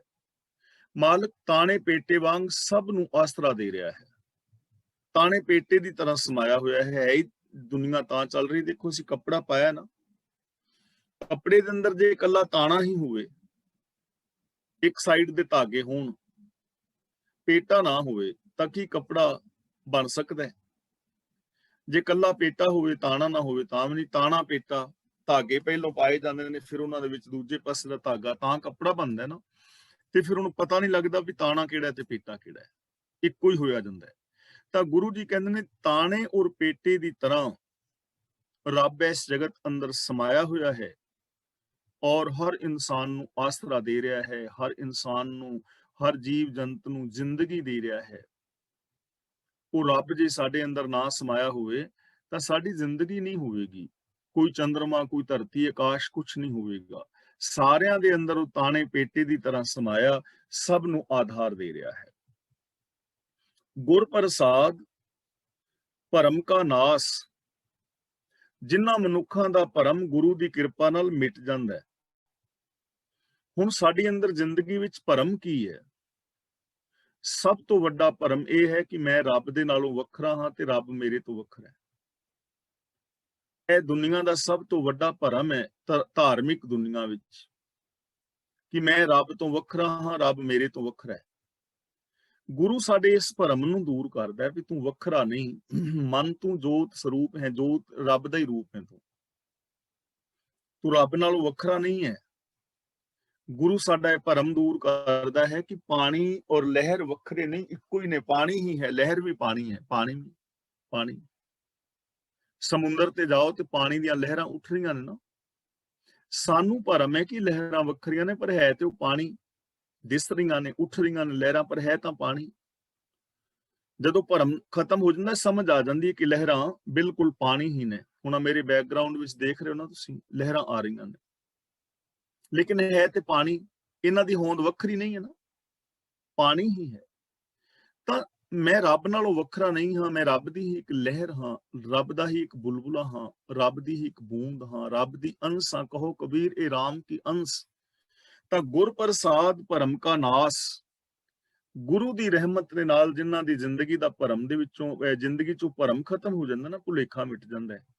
ਨਾਨਕ, ਇੱਥੇ ਰੁਕਾਂਗੇ, ਤਿੰਨ ਮਹਿ ਇਹ ਵਿਸਾਸ, ਵਿਸਾਸ ਦਾ ਮਤਲਬ ਵਿਸ਼ਵਾਸ, ਫਿਰ ਉਹਨਾਂ ਦੇ ਅੰਦਰ ਇਹ ਯਕੀਨ ਬਣ ਜਾਂਦਾ ਹੈ ਕਿ ਆ ਸਾਰਾ ਰੱਬ ਹੀ ਆਪ ਹੀ ਫੈਲਿਆ ਹੋਇਆ ਹੈ, ਰੱਬ ਤੋਂ ਵੱਖਰਾ ਕੁਛ ਨਹੀਂ ਹੈ। ਜਿਨ੍ਹਾਂ ਦਾ ਭਰਮ ਖਤਮ ਹੋ ਜਾਏ, ਗੁਰ ਪ੍ਰਸਾਦ ਭਰਮ ਕਾ ਨਾਸ, ਨਾਨਕ ਤਿੰਨ ਮਹਿ ਇਹ ਵਿਸਾਸ, ਉਹਨਾਂ ਦਾ ਫਿਰ ਯਕੀਨ ਬਣ ਜਾਂਦਾ ਵੀ ਵਾਸਤਵ ਦੇ ਵਿੱਚ ਹੀ ਰੱਬ ਹੈ, ਰੱਬ ਤੋਂ ਵੱਖਰਾ ਕੁਛ ਨਹੀਂ ਹੈ। ਫਿਰ ਹੁਣ ਜਦੋਂ ਇਹ ਵਿਸ਼ਵਾਸ ਬਣ ਗਿਆ ਤੇ ਸਾਰੀ ਗੁਰਬਾਣੀ ਨੂੰ ਤੁਸੀਂ ਫਿਰ ਪੜੋਗੇ, ਸਾਰੀ ਦੀ ਸਾਰੀ ਗੁਰਬਾਣੀ ਪ੍ਰਭੂ ਦੀ ਸਰਬ ਵਿਆਪਕਤਾ ਲਈ ਇੱਕੋ ਹੀ ਇੱਕ ਸੁਰ ਦੇ ਵਿੱਚ ਸਾਰੇ ਗੁਰੂ ਸਾਹਿਬਾਨ ਭਗਤ ਜਨ ਕਹਿ ਰਹੇ ਨੇ। ਜਿਵੇਂ ਆਪਾਂ ਪਹਿਲਾਂ ਵੀ ਇਹ ਪ੍ਰਮਾਣ ਕਈ ਵਾਰ ਸਾਂਝੇ ਕੀਤੇ ਨੇ। ਗੁਰੂ ਨਾਨਕ ਦੇਵ ਜੀ ਦਾ ਬਚਨ ਨਾ, ਸਭ ਮੈਂ ਜੋਤ ਜੋਤ ਐ ਸੋਏ, ਕਿ ਸਾਰਿਆਂ ਵਿੱਚ ਹੈ ਹੀ ਜੋਤ। ਗੁਰੂ ਅਮਰਦਾਸ ਜੀ ਪ੍ਰਤੱਖ ਸ਼ਬਦਾਂ ਵਿੱਚ ਕਹਿ ਰਹੇ ਨੇ, ਇਹ ਵਿਸ਼ ਸੰਸਾਰ ਤੁਮ ਦੇਖਦੇ ਹਰ ਕਾ ਰੂਪ ਹੈ, ਰੱਬ ਦਾ ਹੀ ਰੂਪ ਹੈ ਸੰਸਾਰ। ਧੰਨ ਗੁਰੂ ਰਾਮਦਾਸ ਜੀ ਦਾ ਪਾਵਨ ਬਚਨ ਹੈ, ਆਪੇ ਮਾਛੀ ਮਛਲੀ ਆਪੇ ਪਾਣੀ ਜਾਲ। ਗੁਰੂ ਅਰਜਨ ਦੇਵ ਜੀ ਵੀ ਇਹੀ ਗੱਲ ਕਹਿੰਦੇ ਨੇ, ਜੋ ਦਿਸ ਹੈ ਸੋ ਤੇਰਾ ਰੂਪ, ਕੀ ਜੋ ਕੁਛ ਦਿਸ ਰਿਹਾ ਹੈ ਤੇਰਾ ਹੀ ਰੂਪ ਹੈ। ਭਗਤ ਕਬੀਰ ਜੀ ਸਾਨੂੰ ਕਹਿ ਰਹੇ ਨੇ, ਲੋਗਾ ਭਰਮ ਨਾ ਭੂਲੋ ਭਾਈ, ਖਾਲਕ ਖਲਕ ਖਲਕ ਮੈਂ ਖਾਲਿਕ ਪੂਰ ਰਹੇ ਉਸ ਤਰਫ ਠਾਈ, ਕਿ ਖਲਕਤ ਦੇ ਵਿੱਚ ਖਾਲਕ ਔਰ ਖਾਲਕ ਖਲਕਤ ਵਿੱਚ ਇੱਕੋ ਹੀ ਰੂਪ ਨੇ। ਬਾਬਾ ਫਰੀਦ ਜੀ ਵੀ ਇਹ ਗੱਲ ਸਮਝਾ ਰਹੇ ਨੇ, ਫਰੀਦਾ ਖਾਲਕ ਖਲਕ ਮੈਂ ਖਲਕ ਵਸੈ ਰੱਬ ਮਾਹੇ, ਮੰਦਾ ਕਿਸ ਨੂੰ ਆਖੀਏ ਜਾਂ ਤਿਸ ਬਿਨ ਕੋਈ ਨਾ ਹੈ। ਭਗਤ ਰਵਿਦਾਸ ਜੀ ਵੀ ਸਾਨੂੰ ਇਹੀ ਸਮਝਾ ਰਹੇ ਨੇ, ਤੋਹੀ ਮੋਹੀ ਮੋਹੀ ਤੋਹੀ ਅੰਤਰ ਕੈਸਾ, ਕਨਿਕ ਕਟਿਕ ਜਲ ਤਰੰਗ ਜੈਸਾ। ਭਗਤ ਨਾਮਦੇਵ ਜੀ ਵੀ ਇਹ ਚੀਜ਼ ਸਮਝਾ ਰਹੇ ਨੇ, ਏਕਲ ਮਾਟੀ ਕੁੰਜਰ ਚੀਂਟੀ ਭਾਜਨ ਹੈ ਬਹੁ ਨਾਨਾ ਰੇ, ਅਸਥਾਵਰ ਜੰਗਮ ਕੀਟ ਪਤੰਗਮ ਕਟ ਕਟ ਰਾਮ ਸਮਾਨਾ ਰੇ। ਕਤ ਜਾਈਏ ਰੇ ਘਰ ਲਾਗੂ ਰੰਗ, ਯਾਨੀ ਸਾਨੂੰ ਸਾਰੇ ਗੁਰੂ ਸਾਹਿਬਾਨ ਭਗਤ ਜਨ ਬਾਣੀਕਾਰ ਇੱਕੋ ਹੀ ਚੀਜ਼ ਸਮਝਾ ਰਹੇ ਨੇ। ਪਰ ਜਿਨ੍ਹਾਂ ਦਾ ਭਰਮ ਖਤਮ ਹੋ ਜਾਂਦਾ ਨਾ, ਗੁਰੂ ਦੇ ਗਿਆਨ ਰਾਹੀਂ ਭਰਮ ਮਿਟ ਜਾਏ, ਇਹ ਭਰਮ ਮਿਟ ਜਾਏ ਕਿ ਮੈਂ ਰੱਬ ਨਾਲੋਂ ਵੱਖਰਾ ਹਾਂ, ਫਿਰ ਉਹਨਾਂ ਦੇ ਅੰਦਰ ਇਹ ਵਿਸ਼ਵਾਸ ਪੈਦਾ ਹੋ ਜਾਂਦਾ ਕਿ ਵਾਸਤਵ ਦੇ ਅੰਦਰ, ਰਿਐਲਿਟੀ ਦੇ ਅੰਦਰ ਰੱਬ ਹੀ ਰੱਬ ਸਮਾਇਆ ਹੋਇਆ ਹੈ ਚਾਰ ਚੁਫੇਰੇ, ਮੈਂ ਉਹਦੇ ਤੋਂ ਵੱਖਰਾ ਨਹੀਂ ਹਾਂ। ਇਹ ਵਿਸ਼ਵਾਸ ਬਣ ਜਾਂਦਾ। ਤਾਂ ਇਸ ਕਰਕੇ ਸਾਨੂੰ ਜ਼ਰੂਰਤ ਹੈ ਅਸੀਂ ਇਸ ਭਰਮ ਨੂੰ ਖਤਮ ਕਰ ਸਕੀਏ, ਸਾਡੀ ਜ਼ਿੰਦਗੀ ਚੋਂ ਇਹ ਅਗਿਆਨਤਾ ਮਿਟ ਸਕੇ, ਸਾਡੇ ਅੰਦਰ ਇਹ ਵਿਸ਼ਵਾਸ ਪੈਦਾ ਹੋ ਸਕੇ, ਔਰ ਅਸੀਂ ਇਹੋ ਜਿਹੀ ਜ਼ਿੰਦਗੀ ਜੀ ਸਕੀਏ। ਜ਼ਿੰਦਗੀ ਉਸ ਦਿਨ ਜੀਵੀ ਜਾਏਗੀ ਜਿਸ ਦਿਨ ਇਹ ਵਿਸ਼ਵਾਸ ਪੱਕਾ ਹੋ ਜਾਏਗਾ। ਸੰਤ ਜਨਾਂ ਕਾ ਪੇਖਨ ਸਭ ਬ੍ਰਹਮ। ਹੁਣ ਇੱਥੇ ਗੱਲ ਕਰ ਰਹੇ ਨੇ, ਸੰਤ ਜਨ ਦਾ ਮਤਲਬ ਜਿਹੜੇ ਸਚਿਆਰ ਨੇ, ਜਿਨ੍ਹਾਂ ਦੇ ਅੰਦਰ ਇਹ ਵਿਸ਼ਵਾਸ ਬਣ ਗਿਆ, ਜੋ ਸ਼ਾਂਤ ਨੇ, ਜੋ ਰੱਬ ਦੇ ਦਾਸ ਨੇ। ਸੰਤ ਜਨਾਂ ਕਾ ਪੇਖਨ ਸਭ ਬ੍ਰਹਮ, ਪੇਖਨ ਦਾ ਮਤਲਬ ਵੇਖਣਾ। ਜੋ ਰੱਬ ਦੇ ਪਿਆਰੇ ਨੇ ਉਹ ਰੱਬ ਨੂੰ ਹੀ ਹਰ ਥਾਂ ਵਸਦਾ ਹੋਇਆ ਵੇਖਦੇ ਨੇ। ਉਹਨਾਂ ਦਾ ਵੇਖਣਾ ਹਰੀ ਨੂੰ ਵੇਖਣਾ ਹੈ, ਉਹ ਹੋਰ ਕੁਝ ਵੇਖਦੇ ਹੀ ਨਹੀਂ। ਭਗਤ ਕਬੀਰ ਜੀ ਦੇਖੋ ਕਿੰਨੇ ਪਿਆਰ ਨਾਲ ਕਹਿ ਰਹੇ ਨੇ ਨਾ, ਦੋਏ ਦੋਏ ਲੋਚਨ ਪੇਖਾ ਹੋਂ ਹਰ ਬਿਨ ਔਰ ਨਾ ਦੇਖਾ, ਕਿ ਮੈਂ ਨਾ ਦੋਹਾਂ ਅੱਖਾਂ ਦੇ ਨਾਲ ਗੋਹ ਦੇ ਨਾਲ ਤੱਕਿਆ ਹੈ, ਪਰ ਮੈਨੂੰ ਰੱਬ ਤੋਂ ਬਿਨਾ ਹੋਰ ਕੁਝ ਨਹੀਂ ਦਿਖਿਆ, ਰੱਬ ਹੀ ਦਿਸ ਰਿਹਾ ਹੈ। ਮੈਨੂੰ ਰੱਬ ਤੋਂ ਬਿਨਾ ਨਹੀਂ ਕੁਝ ਦਿਸਦਾ। ਦੋਏ ਦੋਏ ਲੋਚਨ ਪੇਖਾਂ ਹੋਂ ਹਰ ਬਿਨ ਔਰ ਨਾ ਦੇਖਾਂ, ਮੈਂ ਨਾ ਦੋਹਾਂ ਅੱਖਾਂ ਨਾਲ ਵੇਖਣਾ, ਗੋਹ ਨਾਲ ਤੱਕਣਾ, ਵਿਚਾਰ ਕੇ ਤੱਕਣਾ, ਗਿਆਨ ਦੀ ਦ੍ਰਿਸ਼ਟੀ ਨਾਲ ਵੇਖਣਾ, ਤਾਂ ਮੈਨੂੰ ਰੱਬ ਤੋਂ ਬਿਨਾ ਕੁਝ ਦਿਸਦਾ ਹੀ ਨਹੀਂ ਹੈ। ਤਾਂ ਸੰਤ ਜਨਾਂ ਕਾ ਪੇਖਨ, ਪੇਖਨ ਦਾ ਮਤਲਬ ਵੇਖਣਾ। ਜੋ ਰੱਬ ਦੇ ਪਿਆਰੇ ਨੇ, ਜਿਨ੍ਹਾਂ ਦਾ ਗੁਰੂ ਦੀ ਕਿਰਪਾ ਦੇ ਨਾਲ ਭਰਮ ਦਾ ਨਾਸ਼ ਹੋ ਗਿਆ ਹੈ, ਗੁਰ ਪ੍ਰਸਾਦ ਭਰਮ ਕਾ ਨਾਸ਼, ਨਾਨਕ ਤਿਨ ਮੈਂ ਇਹ ਵਿਸਾਸ, ਜਿਨ੍ਹਾਂ ਦੇ ਅੰਦਰ ਇਹ ਵਿਸ਼ਵਾਸ ਬਣ ਗਿਆ ਹੈ, ਉਹਨਾਂ ਨੂੰ ਇੱਥੇ ਸੰਤ ਜਨ ਕਹਿ ਰਹੇ ਨੇ ਰੱਬ ਦੇ ਪਿਆਰੇ। ਉਹ ਸਭ ਥਾਵਾਂ ਤੇ ਫਿਰ ਰੱਬ ਨੂੰ ਹੀ ਵੇਖਦੇ ਨੇ ਔਰ ਰੱਬ ਵਰਗਾ ਹੀ ਵਿਹਾਰ ਸਭ ਦੇ ਨਾਲ ਕਰਦੇ ਨੇ। ਸੰਤ ਜਨਾਂ ਕੈ ਹਿਰਦੈ, ਇੱਥੇ ਵਿਸਰਾਮ ਲਾਵਾਂਗੇ, ਸਭ ਧਰਮ। ਸੰਤ ਜਨਾਂ ਕੈ ਹਿਰਦੈ ਸਭ ਧਰਮ, ਜੋ ਸਚਿਆਰ ਮਨੁੱਖ ਨੇ, ਰੱਬੀ ਹੁਕਮ ਵਿੱਚ ਤੁਰਨ ਵਾਲੇ ਨੇ, ਜਿਨ੍ਹਾਂ ਦੇ ਅੰਦਰ ਇਹ ਵਿਸ਼ਵਾਸ ਪੈਦਾ ਹੋ ਗਿਆ ਹੈ, ਉਹਨਾਂ ਦੇ ਹਿਰਦੇ ਦੇ ਅੰਦਰ ਸਾਰਾ ਪੈਦਾ ਹੀ ਧਰਮ ਹੁੰਦਾ ਹੈ। ਧਰਮ ਦੇ ਖਿਆਲ ਪੈਦਾ ਹੁੰਦੇ ਨੇ। ਧਰਮ ਦਾ ਮਤਲਬ ਫਰਜ਼, ਧਰਮ ਦਾ ਮਤਲਬ ਫਰਜ਼। ਰੱਬ ਦੇ ਪਿਆਰੇ ਫਿਰ ਆਪਣੇ ਫਰਜ਼ਾਂ ਨੂੰ ਪੂਰਿਆ ਕਰਦੇ ਨੇ ਕਿ ਮੇਰੇ ਫਰਜ਼ ਕੀ ਨੇ ਇਸ ਦੁਨੀਆ ਵਿੱਚ, ਮੈਂ ਕਾਹਦੇ ਵਾਸਤੇ ਆ। ਜੇ ਮੈਂ ਜ਼ਿੰਦਗੀ ਜੀ ਰਿਹਾ ਤਾਂ ਮੇਰੇ ਕੁਝ ਫਰਜ਼ ਨੇ।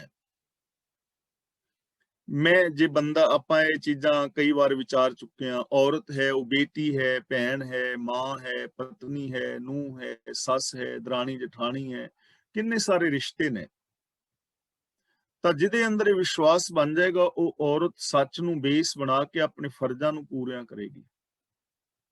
ਜਿਹੜਾ ਬੰਦਾ ਹੈ ਬੰਦਾ ਕਿਸ ਦਾ ਬੇਟਾ ਹੈ, ਪਿਓ ਹੈ, ਪਤੀ ਹੈ, ਭਰਾ ਹੈ, ਚਾਚਾ ਹੈ, ਤਾਇਆ ਹੈ, ਕਿੰਨੇ ਸਾਰੇ ਰਿਸ਼ਤੇ ਨੇ।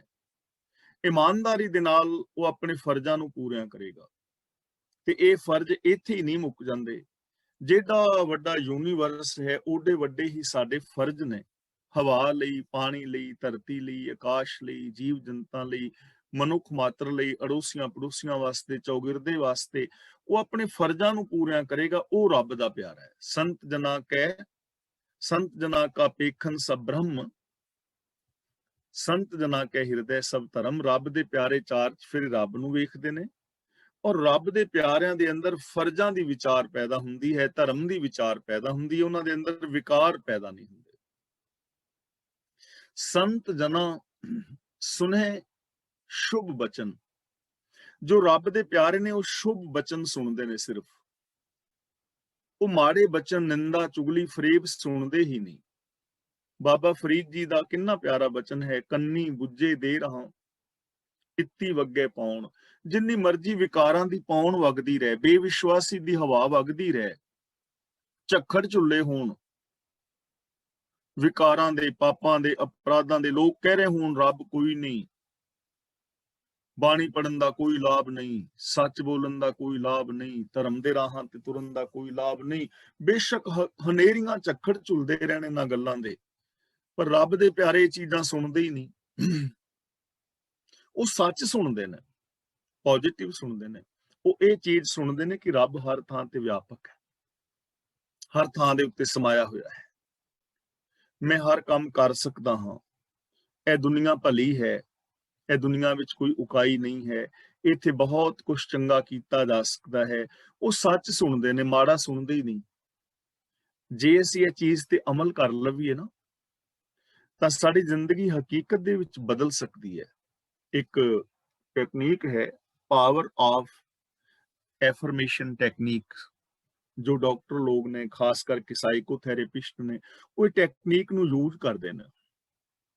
ਜੋ ਡਿਪਰੈਸ਼ਨ ਵਿੱਚ ਚਲੇ ਜਾਂਦੇ ਨੇ ਜਾਂ ਜਿਹੜੇ ਓਵਰ ਥਿੰਕਿੰਗ ਦੇ ਸ਼ਿਕਾਰ ਹੋ ਜਾਂਦੇ ਨੇ, ਉਹਦੇ ਵਾਸਤੇ ਫਿਰ ਇਹ ਚੀਜ਼ਾਂ ਯੂਜ਼ ਕੀਤੀਆਂ ਜਾਂਦੀਆਂ ਨੇ। CBT, ਕੋਗਨੀਟਿਵ ਬਿਹੇਵੀਅਰ ਥੈਰੇਪੀ, ਜੋ ਸਾਡੇ ਨਿਊਰੋਨਲ ਪੈਟਰਨ ਬਣ ਜਾਂਦੇ ਨੇ, ਉਹ ਨਿਊਰੋਨਲ ਪੈਟਰਨ ਨੂੰ ਪੋਜ਼ਿਟਿਵ ਕਰਨ ਵਾਸਤੇ, ਦੂਜਾ ਵਿਸ਼ਵਾਸ ਪੈਦਾ ਕਰਨ ਵਾਸਤੇ ਇਹ ਟੈਕਨੀਕ ਵਰਤੀ ਜਾਂਦੀ ਹੈ, ਔਰ ਇਹ ਬਿਲਕੁਲ ਕੰਮ ਕਰਦੀ ਹੈ, ਬਿਲਕੁਲ ਸਹੀ 100%। ਤੇ ਗੁਰੂ ਜੀ ਸਾਨੂੰ 500 ਸਾਲ ਪਹਿਲਾਂ ਦੇਖੋ ਇਹ ਵਚਨ ਦੱਸ ਰਹੇ ਨੇ ਕਿ ਤੁਸੀਂ ਸੁਣੋ ਹੀ ਨਾ ਨੈਗੇਟਿਵ, ਤੁਸੀਂ ਨੈਗੇਟਿਵ ਨਹੀਂ ਹੋਵੋਗੇ। ਆਪਣੇ ਵਾਸਤੇ ਨੈਗੇਟਿਵ ਬੋਲੋ ਹੀ ਨਾ, ਪੋਜ਼ਿਟਿਵ ਬੋਲੋ। ਮੇਰੀ ਯਾਦਦਾਸ਼ਤ ਬੜੀ ਵਧੀਆ ਹੈ, ਮੈਨੂੰ ਹਰ ਚੀਜ਼ ਯਾਦ ਰਹਿੰਦੀ ਹੈ, ਮੇਰੇ ਅੰਦਰ ਹਰ ਕੰਮ ਕਰਨ ਦੀ ਤਾਕਤ ਹੈ, ਮੈਂ ਸਭ ਕੁਝ ਕਰ ਸਕਦਾ ਹਾਂ, ਮੇਰੀਆਂ ਅੱਖਾਂ ਵਿੱਚ ਚਮਕ, ਮੇਰੇ ਚਿਹਰੇ ਤੇ ਨੂਰ, ਮੇਰੇ ਬੁੱਲਾਂ ਤੇ ਮੁਸਕਰਾਹਟ ਹੈ, ਮੈਂ ਆਪਣੇ ਪਰਿਵਾਰ ਤੋਂ, ਆਪਣੇ ਰਿਸ਼ਤੇਦਾਰਾਂ, ਸੱਜਣਾ ਮਿੱਤਰਾਂ ਤੋਂ ਸੰਤੁਸ਼ਟ ਹਾਂ, ਮੇਰੀ ਜ਼ਿੰਦਗੀ ਠੀਕ ਰਾਹਾਂ ਤੇ ਜਾ ਰਹੀ ਹੈ, ਮੈਂ ਇੱਕ ਚੰਗਾ ਇਨਸਾਨ ਹਾਂ, ਮੈਂ ਗੁਰਮਤਿ ਦੇ ਰਾਹਾਂ ਤੇ ਤੁਰਨ ਵਾਲਾ ਹਾਂ, ਮੈਂ ਆਪਣੇ ਚੌਗਿਰਦੇ ਦੇ ਨਾਲ ਬੜੇ ਪਿਆਰ ਦੇ ਨਾਲ ਵਰਤਦਾ ਹਾਂ, ਲੋਕ ਮੇਰਾ ਸਤਿਕਾਰ ਕਰਦੇ ਨੇ। ਐਸੀਆਂ ਚੰਗੀਆਂ ਚੀਜ਼ਾਂ ਬੋਲੋ, ਐਸਾ ਹੀ ਸੁਣੋ, ਤਾਂ ਫਿਰ ਕੀ ਹੋਏਗਾ, ਜੋ ਅਸੀਂ ਸੁਣਾਂਗੇ, ਜੈਸਾ ਇਨਪੁਟ ਹੋਏਗਾ ਵੈਸਾ ਆਉਟਪੁੱਟ ਆਏਗਾ। ਤਾਂ ਰੱਬ ਦੇ ਪਿਆਰੇ ਸ਼ੁਭ ਬਚਨ ਸੁਣਦੇ ਨੇ। ਇਸ ਲਈ ਜੇ ਅਸੀਂ ਐਨਿਕ ਆਦਤ ਬਣਾ ਲਈਏ ਨਾ, ਤਾਂ ਇਹ ਲਾਈਨ ਸਾਡੀ ਪੂਰੀ ਜ਼ਿੰਦਗੀ ਨੂੰ ਬਦਲ ਦੇਵੇਗੀ। ਤੁਸੀਂ ਕਿਸੇ ਦੇ ਖਿਲਾਫ ਸੁਣਨਾ ਬੰਦ ਕਰ ਦਿਓ। ਅਸੀਂ ਆਮ ਕਹਿੰਦੇ ਆ ਨਾ ਵੀ ਲੋਕ ਝੂਠ ਬੜਾ ਬੋਲਦੇ ਨੇ ਯਾਰ, ਨਿੰਦਿਆ ਬੜੀ ਕਰਦੇ ਨੇ। ਹੁਣ ਤਾਂ ਕਰਦੇ ਨੇ ਕਿਉਂਕਿ ਅਸੀਂ ਸੁਣਦੇ ਆ। ਤੁਸੀਂ ਸੱਚ ਸੁਣਨਾ ਸ਼ੁਰੂ ਕਰ ਦਿਓ, ਗੁਰਬਾਣੀ ਅਨੁਸਾਰ ਸੁਣਨਾ ਸ਼ੁਰੂ ਕਰ ਦਿਓ, ਤਾਂ ਜ਼ਿੰਦਗੀ ਬਦਲ ਜਾਏਗੀ। ਜਿਵੇਂ ਹੁਣ ਅਸੀਂ ਇਹ ਨਹੀਂ ਕਹਿੰਦੇ ਫਲਾਂ ਪ੍ਰਚਾਰਕ ਇਹ ਕਹਿੰਦਾ, ਦੂਜਾ ਇਹ ਕਹਿੰਦਾ, ਤੀਜਾ। ਸੁਣਨਾ ਬੰਦ ਕਰ ਦਿਓ, ਸੱਚ ਸੁਣੋ, ਗੁਰਬਾਣੀ ਅਨੁਸਾਰ ਸੁਣੋ, ਯੂਨੀਵਰਸਲ ਟਰੁੱਥ ਨੂੰ ਸੁਣੋ, ਗੁਰੂ ਦੀ ਪਾਵਨ ਬਾਣੀ ਨੂੰ ਸੁਣੋ, ਸ਼ੁਭ ਬਚਨ ਸੁਣੋ, ਪੋਜ਼ਿਟਿਵ ਥਿੰਕਿੰਗ, ਪੋਜ਼ਿਟਿਵ ਵਿਚਾਰ ਸਰਵਣ ਕਰੋ। ਤਾਂ ਸੰਤ ਜਨਾ ਸੁਨੇ ਸੋ ਬਚਨ, ਸਰਬ ਵਿਆਪੀ ਰਾਮ ਸੰਗ ਰਚਨ। ਤੇ ਉਹ ਸਭ ਥਾਈਂ ਵਿਆਪਕ ਅਕਾਲ ਪੁਰਖ ਦੇ ਨਾਲ ਜੁੜੇ ਰਹਿੰਦੇ ਨੇ। ਰਚਨ ਦਾ ਮਤਲਬ ਰਚੇ ਰਹਿੰਦੇ ਨੇ, ਮਿਲੇ ਰਹਿੰਦੇ ਨੇ। ਹੁਣ ਦੇਖੋ ਕਿੰਨਾ ਸੌਖਾ ਕੰਮ ਹੋ ਗਿਆ ਨਾ। ਸਰਬ ਵਿਆਪੀ ਰੱਬ ਤੇ ਸਰਬ ਵਿਆਪੀ ਹੈ ਹੀ ਹੈ। ਤੇ ਜੇ ਅਸੀਂ ਉਹ ਸਰਬ ਵਿਆਪੀ ਬਾਰੇ ਬਚਨ ਸੁਣਨੇ ਸ਼ੁਰੂ ਕਰ ਦੇਈਏ, ਸਤ, ਸੰਤੋਖ, ਦਇਆ, ਧਰਮ, ਧੀਰਜ, ਗਿਆਨ, ਵਿਰਾਗ, ਨਿਮਾਨਤਾ, ਨਿਰਭੈਤਾ, ਨਿਰਵੈਰਤਾ, ਇਹੋ ਜਿਹੇ ਬਚਨ ਬੋਲੀਏ, ਇਹੋ ਜਿਹੇ ਸੁਣੀਏ ਤੇ ਸਰਵ ਵਿਆਪੀ ਦੇ ਨਾਲ ਰਚ ਗਿਆ ਨਾ, ਹਮੇਸ਼ਾ ਰੱਬ ਨਾਲ ਜੁੜਿਆ ਰਹੇਗਾ ਬੰਦਾ। ਕਿਉਂਕਿ ਰੱਬ ਦਾ ਨਾਮ ਕੀ ਹੈ? ਸਤਨਾਮ। ਸੱਚ ਸੁਣਾਂਗੇ, ਰੱਬ ਦੇ ਨਾਲ ਜੁੜ ਗਏ, ਕਿਉਂਕਿ ਉਹਦਾ ਨਾਮ ਹੈ ਸੱਚ। ਤੇ ਜਦੋਂ ਅਸੀਂ ਝੂਠ ਸੁਣਾਂਗੇ ਉਦੋਂ ਅਸੀਂ ਸੱਚ ਨਾਲੋਂ ਟੁੱਟ ਜਾਵਾਂਗੇ। ਜਦੋਂ ਅਸੀਂ ਝੂਠ ਬੋਲਾਂਗੇ ਉਦੋਂ ਰੱਬ ਨਾਲ ਟੁੱਟ ਜਾਵਾਂਗੇ। ਕੋਈ ਝੂਠ ਰੱਬ ਦਾ ਨਾਮ ਨਹੀਂ ਹੈ ਨਾ। ਜਦੋਂ ਅਸੀਂ ਨਿਰਵੈਰਤਾ ਵਾਲੇ ਬੋਲ ਬੋਲਾਂਗੇ, ਨਿਰਵੈਰਤਾ ਵਾਲੇ ਬੋਲ ਸੁਣਾਂਗੇ, ਉਦੋਂ ਤੱਕ ਅਸੀਂ ਰੱਬ ਦੇ ਨਾਲ ਜੁੜੇ ਹਾਂ, ਕਿਉਂਕਿ ਰੱਬ ਦਾ ਨਾਮ ਹੈ ਨਿਰਵੈਰ। ਤੇ ਜਦੋਂ ਅਸੀਂ ਈਰਖਾ ਵਾਲੇ ਬੋਲ ਬੋਲਾਂਗੇ ਜਾਂ ਵੈਰ ਵਾਲੇ ਸੁਣਾਂਗੇ, ਉਦੋਂ ਅਸੀਂ ਨਿਰਵੈਰ ਨਾਲ ਟੁੱਟ ਗਏ, ਆਟੋਮੈਟਿਕਲੀ ਟੁੱਟ ਗਏ ਨਾ। ਦੇਖੋ ਕਿੰਨੀ ਸੌਖੀ ਗੱਲ ਹੈ। ਤਾਂ ਇਹਦਾ ਮਤਲਬ ਰੱਬ ਦੇ ਨਾਲ ਜੁੜਨਾ, ਰੱਬ ਦੇ ਗੁਣਾਂ ਦੇ ਨਾਲ ਜੁੜਨਾ ਹੈ। ਰੱਬ ਦੇ ਗੁਣਾਂ ਵਿੱਚ ਆਪਣੀ ਸੁਰਤ ਨੂੰ ਜੋੜ ਲੈਣਾ, ਰੱਬ ਦੇ ਵਿੱਚ ਸੁਰਤ ਮਿਲਾ ਦੇਣਾ ਹੈ। ਆਪਣੀ ਸੁਰਤ ਵਿੱਚ ਰੱਬੀ ਗੁਣਾਂ ਨੂੰ ਵਸਾ ਲੈਣਾ, ਰੱਬ ਨੂੰ ਆਪਣੀ ਸੁਰਤ ਵਿੱਚ ਵਸਾ ਲੈਣਾ ਹੈ। ਕਿੰਨਾ ਸੌਖਾ ਔਰ ਕਿੰਨਾ ਆਸਾਨ ਫਾਰਮੂਲਾ ਗੁਰੂ ਜੀ ਸਾਨੂੰ ਦੇ ਰਹੇ ਨੇ। ਜਿਨ ਜਾਤਾ ਤਿਸ ਕੀ ਇਹ ਰਹਿਤ। ਜਿਨ ਜਾਤਾ, ਜਿਸ ਨੇ ਜਾਣ ਲਿਆ। ਇੱਥੇ ਜਿਨ ਦੇ ਨੰਨੇ ਨਾਲ ਸਿਹਾਰੀ। ਜਦੋਂ ਵੀ ਜਿਨ ਔਰ ਤਿਨ ਦੇ ਨੰਨੇ ਨਾਲ ਸਿਹਾਰੀ ਹੋਏ ਨਾ, ਉਦੋਂ ਇਹ ਸਿੰਗੂਲਰ ਸ਼ਬਦ ਹੁੰਦਾ ਹੈ, ਪੱਕੇ ਤੌਰ ਤੇ ਇਕੱਲੇ ਦੀ ਗੱਲ ਹੈ। ਜਿਨ ਜਾਤਾ, ਜਿਨ ਜਾਤਾ ਮਤਲਬ ਜਿਸ ਨੇ ਜਾਣ ਲਿਆ। ਇਸ ਕੀ ਇਹ ਰਹਿਤ। ਹੁਣ ਇੱਥੇ ਤਿਸ ਦਾ ਸੱਸਾ ਜਿਹੜਾ ਹੈ ਉਹ ਮੁਕਤਾ ਹੈ, ਲੇਕਿਨ ਇਹ ਸਿੰਗੂਲਰ ਸ਼ਬਦ ਹੈ, ਪਲੂਰਲ ਨਹੀਂ ਹੈ, ਬਹੁਵਚਨ ਨਹੀਂ ਹੈ। ਕਿਉਂਕਿ ਕੀ ਸ਼ਬਦ ਜਿਹੜਾ ਨਾ, ਕੀ ਸ਼ਬਦ, ਇਹ ਸੰਬੰਧ ਕੀ ਆਉਣ ਕਰਕੇ ਤਿਸ ਦਾ ਔਂਕੜ ਉੱਡਿਆ ਹੈ। ਜਿਨ ਜਾਤਾ ਤਿਸ ਕੀ ਇਹ ਰਹਿਤ। ਰਹਿਤ ਦਾ ਮਤਲਬ ਰਹਿਣੀ, ਵੇ ਆਫ ਲਾਈਫ, ਜੀਵਨ ਦਾ ਢੰਗ। ਜਿਸ ਨੇ ਰੱਬ ਨੂੰ ਜਾਣ ਲਿਆ, ਰੱਬੀ ਗੁਣਾਂ ਨੂੰ ਜਿਹੜਾ ਸੁਣਦਾ ਹੈ, ਰੱਬੀ ਗੁਣਾਂ ਦੀ ਗੱਲ ਕਰਦਾ ਹੈ, ਜਿਹੜਾ ਸਰਬ ਵਿਆਪਕ ਰੱਬ ਨੂੰ ਬੰਤਨ ਪਰਬਤ ਦੇ ਵਿੱਚ ਜਿਹੜਾ ਪਿਆਲ ਦੇ ਅੰਦਰ ਰੱਬ ਨੂੰ ਵੇਖ ਰਿਹਾ ਹੈ, ਜੋ ਅਸੀਂ ਪਿੱਛੇ ਸੁਣ ਆਏ ਆ।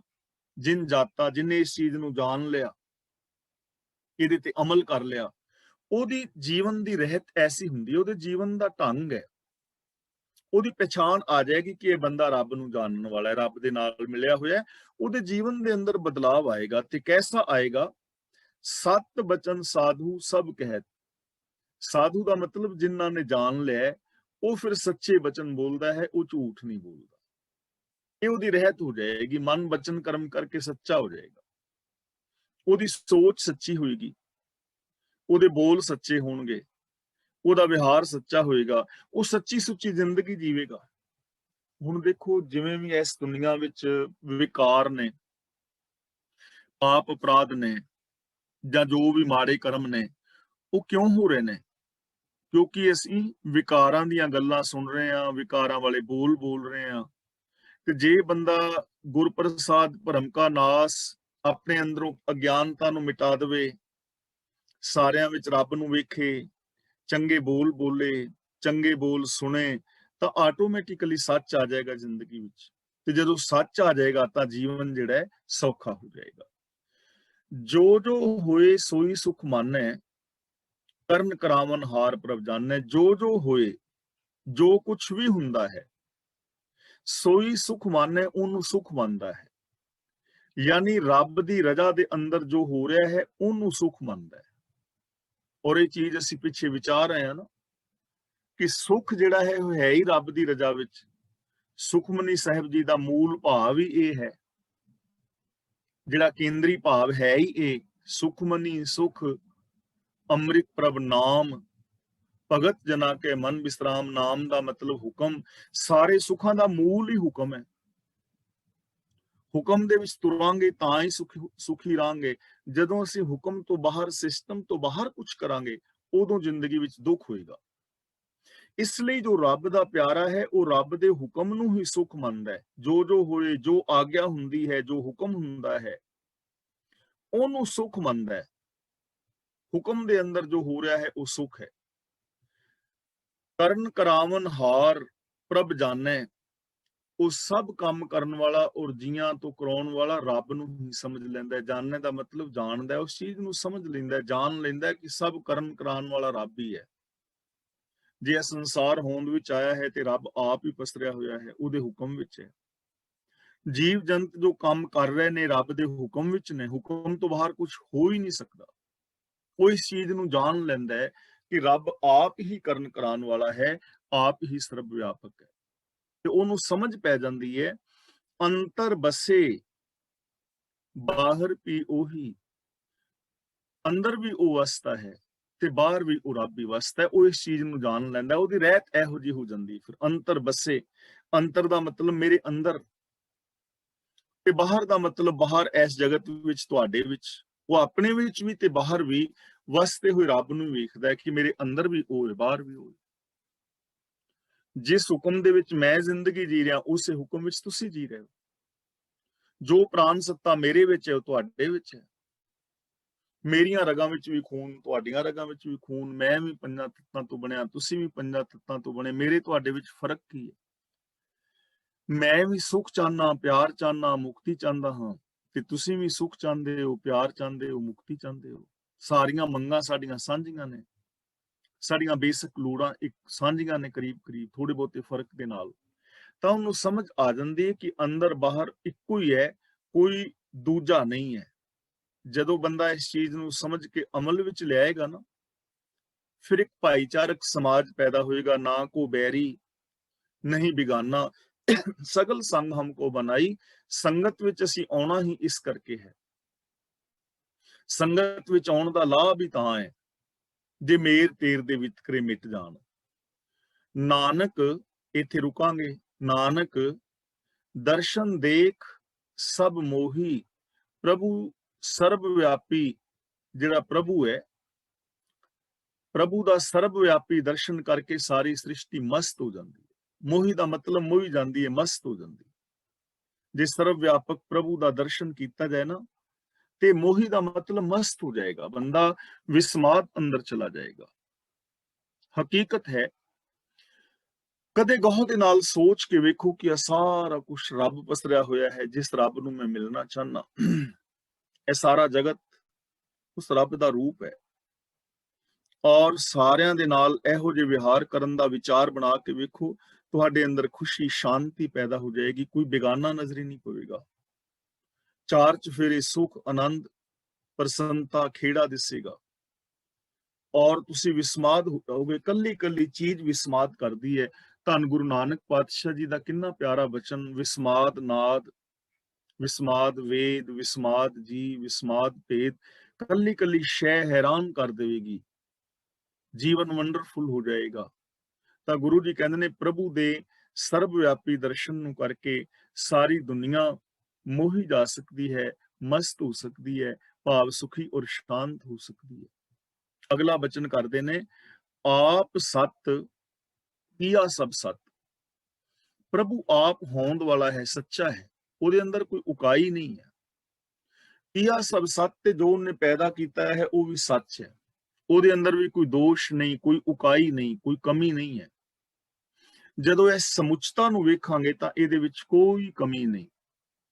ਹਾਂ, ਸਾਨੂੰ ਇਸ ਦੁਨੀਆ ਵਿੱਚ ਬਹੁਤ ਸਾਰੀਆਂ ਕਮੀਆਂ ਨਜ਼ਰ ਆ ਜਾਂਦੀਆਂ ਨੇ, ਪਰ ਵਾਸਤਵ ਦੇ ਵਿੱਚ ਸਮੁੱਚਤਾ ਨੂੰ ਵੇਖਾਂਗੇ ਤਾਂ ਕੋਈ ਕਮੀਆਂ ਨਹੀਂ ਹੈ। ਸੰਸਾਰ ਰਚਨਾ ਆਪਣੇ ਆਪ ਦੇ ਅੰਦਰ ਮੁਕੰਮਲ ਹੈ, ਇੱਥੇ ਕੁਝ ਵੀ ਅਧੂਰਾਪਨ ਨਹੀਂ ਹੈ। ਰੱਬ ਆਪ ਵੀ ਸੱਚ ਹੈ, ਉਹਨੇ ਜੋ ਕੁਝ ਪੈਦਾ ਕੀਤਾ ਹੈ ਉਹ ਵੀ ਸੱਚ ਹੈ। ਇਹ ਭਰਮ ਭੁਲੇਖਾ ਨਹੀਂ ਹੈ, ਇੱਕ ਅਟਲ ਸਿਲਸਿਲਾ ਹੈ। ਹੁਣ ਇੱਥੋਂ ਸਾਨੂੰ ਕੀ ਚੀਜ਼ ਮਿਲਦੀ ਹੈ ਕਿ ਰੱਬ ਵੀ ਸੱਚ ਹੈ, ਉਹਨੇ ਜੋ ਪੈਦਾ ਕੀਤਾ ਹੈ ਉਹ ਵੀ ਸੱਚ ਹੈ। ਤਾਂ ਸਾਨੂੰ ਸੱਚ ਦੇ ਨਾਲ ਜੁੜਨਾ ਚਾਹੀਦਾ ਹੈ। ਸਾਡੀ ਜ਼ਿੰਦਗੀ ਵਿੱਚ ਦੁੱਖ ਤਾਂ ਨੇ ਕਿਉਂਕਿ ਅਸੀਂ ਸੱਚਾਈ ਨੂੰ ਸਮਝ ਨਹੀਂ ਪਾਏ। ਅਸੀਂ ਸੱਚਾਈ ਨੂੰ ਸਮਝ ਨਹੀਂ ਪਾਏ, ਰੱਬੀ ਸਿਸਟਮ ਨੂੰ ਸਮਝ ਨਹੀਂ ਪਾਏ। ਤਾਂ ਜੇ ਇਨਸਾਨ ਅਸਲੀਅਤ ਦੇ ਨਾਲ ਜੁੜ ਜਾਏ ਤਾਂ ਇਹਦਾ ਜੀਵਨ ਵੀ ਸ਼ਾਂਤ ਹੋ ਸਕਦਾ ਹੈ। ਤਿਸ ਪ੍ਰਭ ਤੇ ਸਗਲੀ ਉਤਪਤ, ਉਤਪਤ ਦਾ ਮਤਲਬ ਪੈਦਾਇਸ਼। ਸਾਰੀ ਸ੍ਰਿਸ਼ਟੀ ਉਸ ਪ੍ਰਭੂ ਤੋਂ ਹੀ ਪੈਦਾ ਹੋਈ ਹੈ, ਪ੍ਰਭੂ ਤੋਂ ਹੀ ਪੈਦਾ ਹੋਈ ਹੈ। ਇਹ ਨਹੀਂ ਕਿ ਉਹਨੇ ਕੀਤੀ ਹੈ, ਉਹਦੇ ਤੋਂ ਪੈਦਾ ਹੋਈ ਹੈ। ਜਿਵੇਂ ਇੱਕ ਵਰਕਸ਼ ਬੀਜ ਤੋਂ ਹੀ ਬਣਿਆ ਹੈ, ਇੱਕ ਬੀਜ ਹੀ ਵਰਕਸ਼ ਬਣ ਗਿਆ ਹੈ।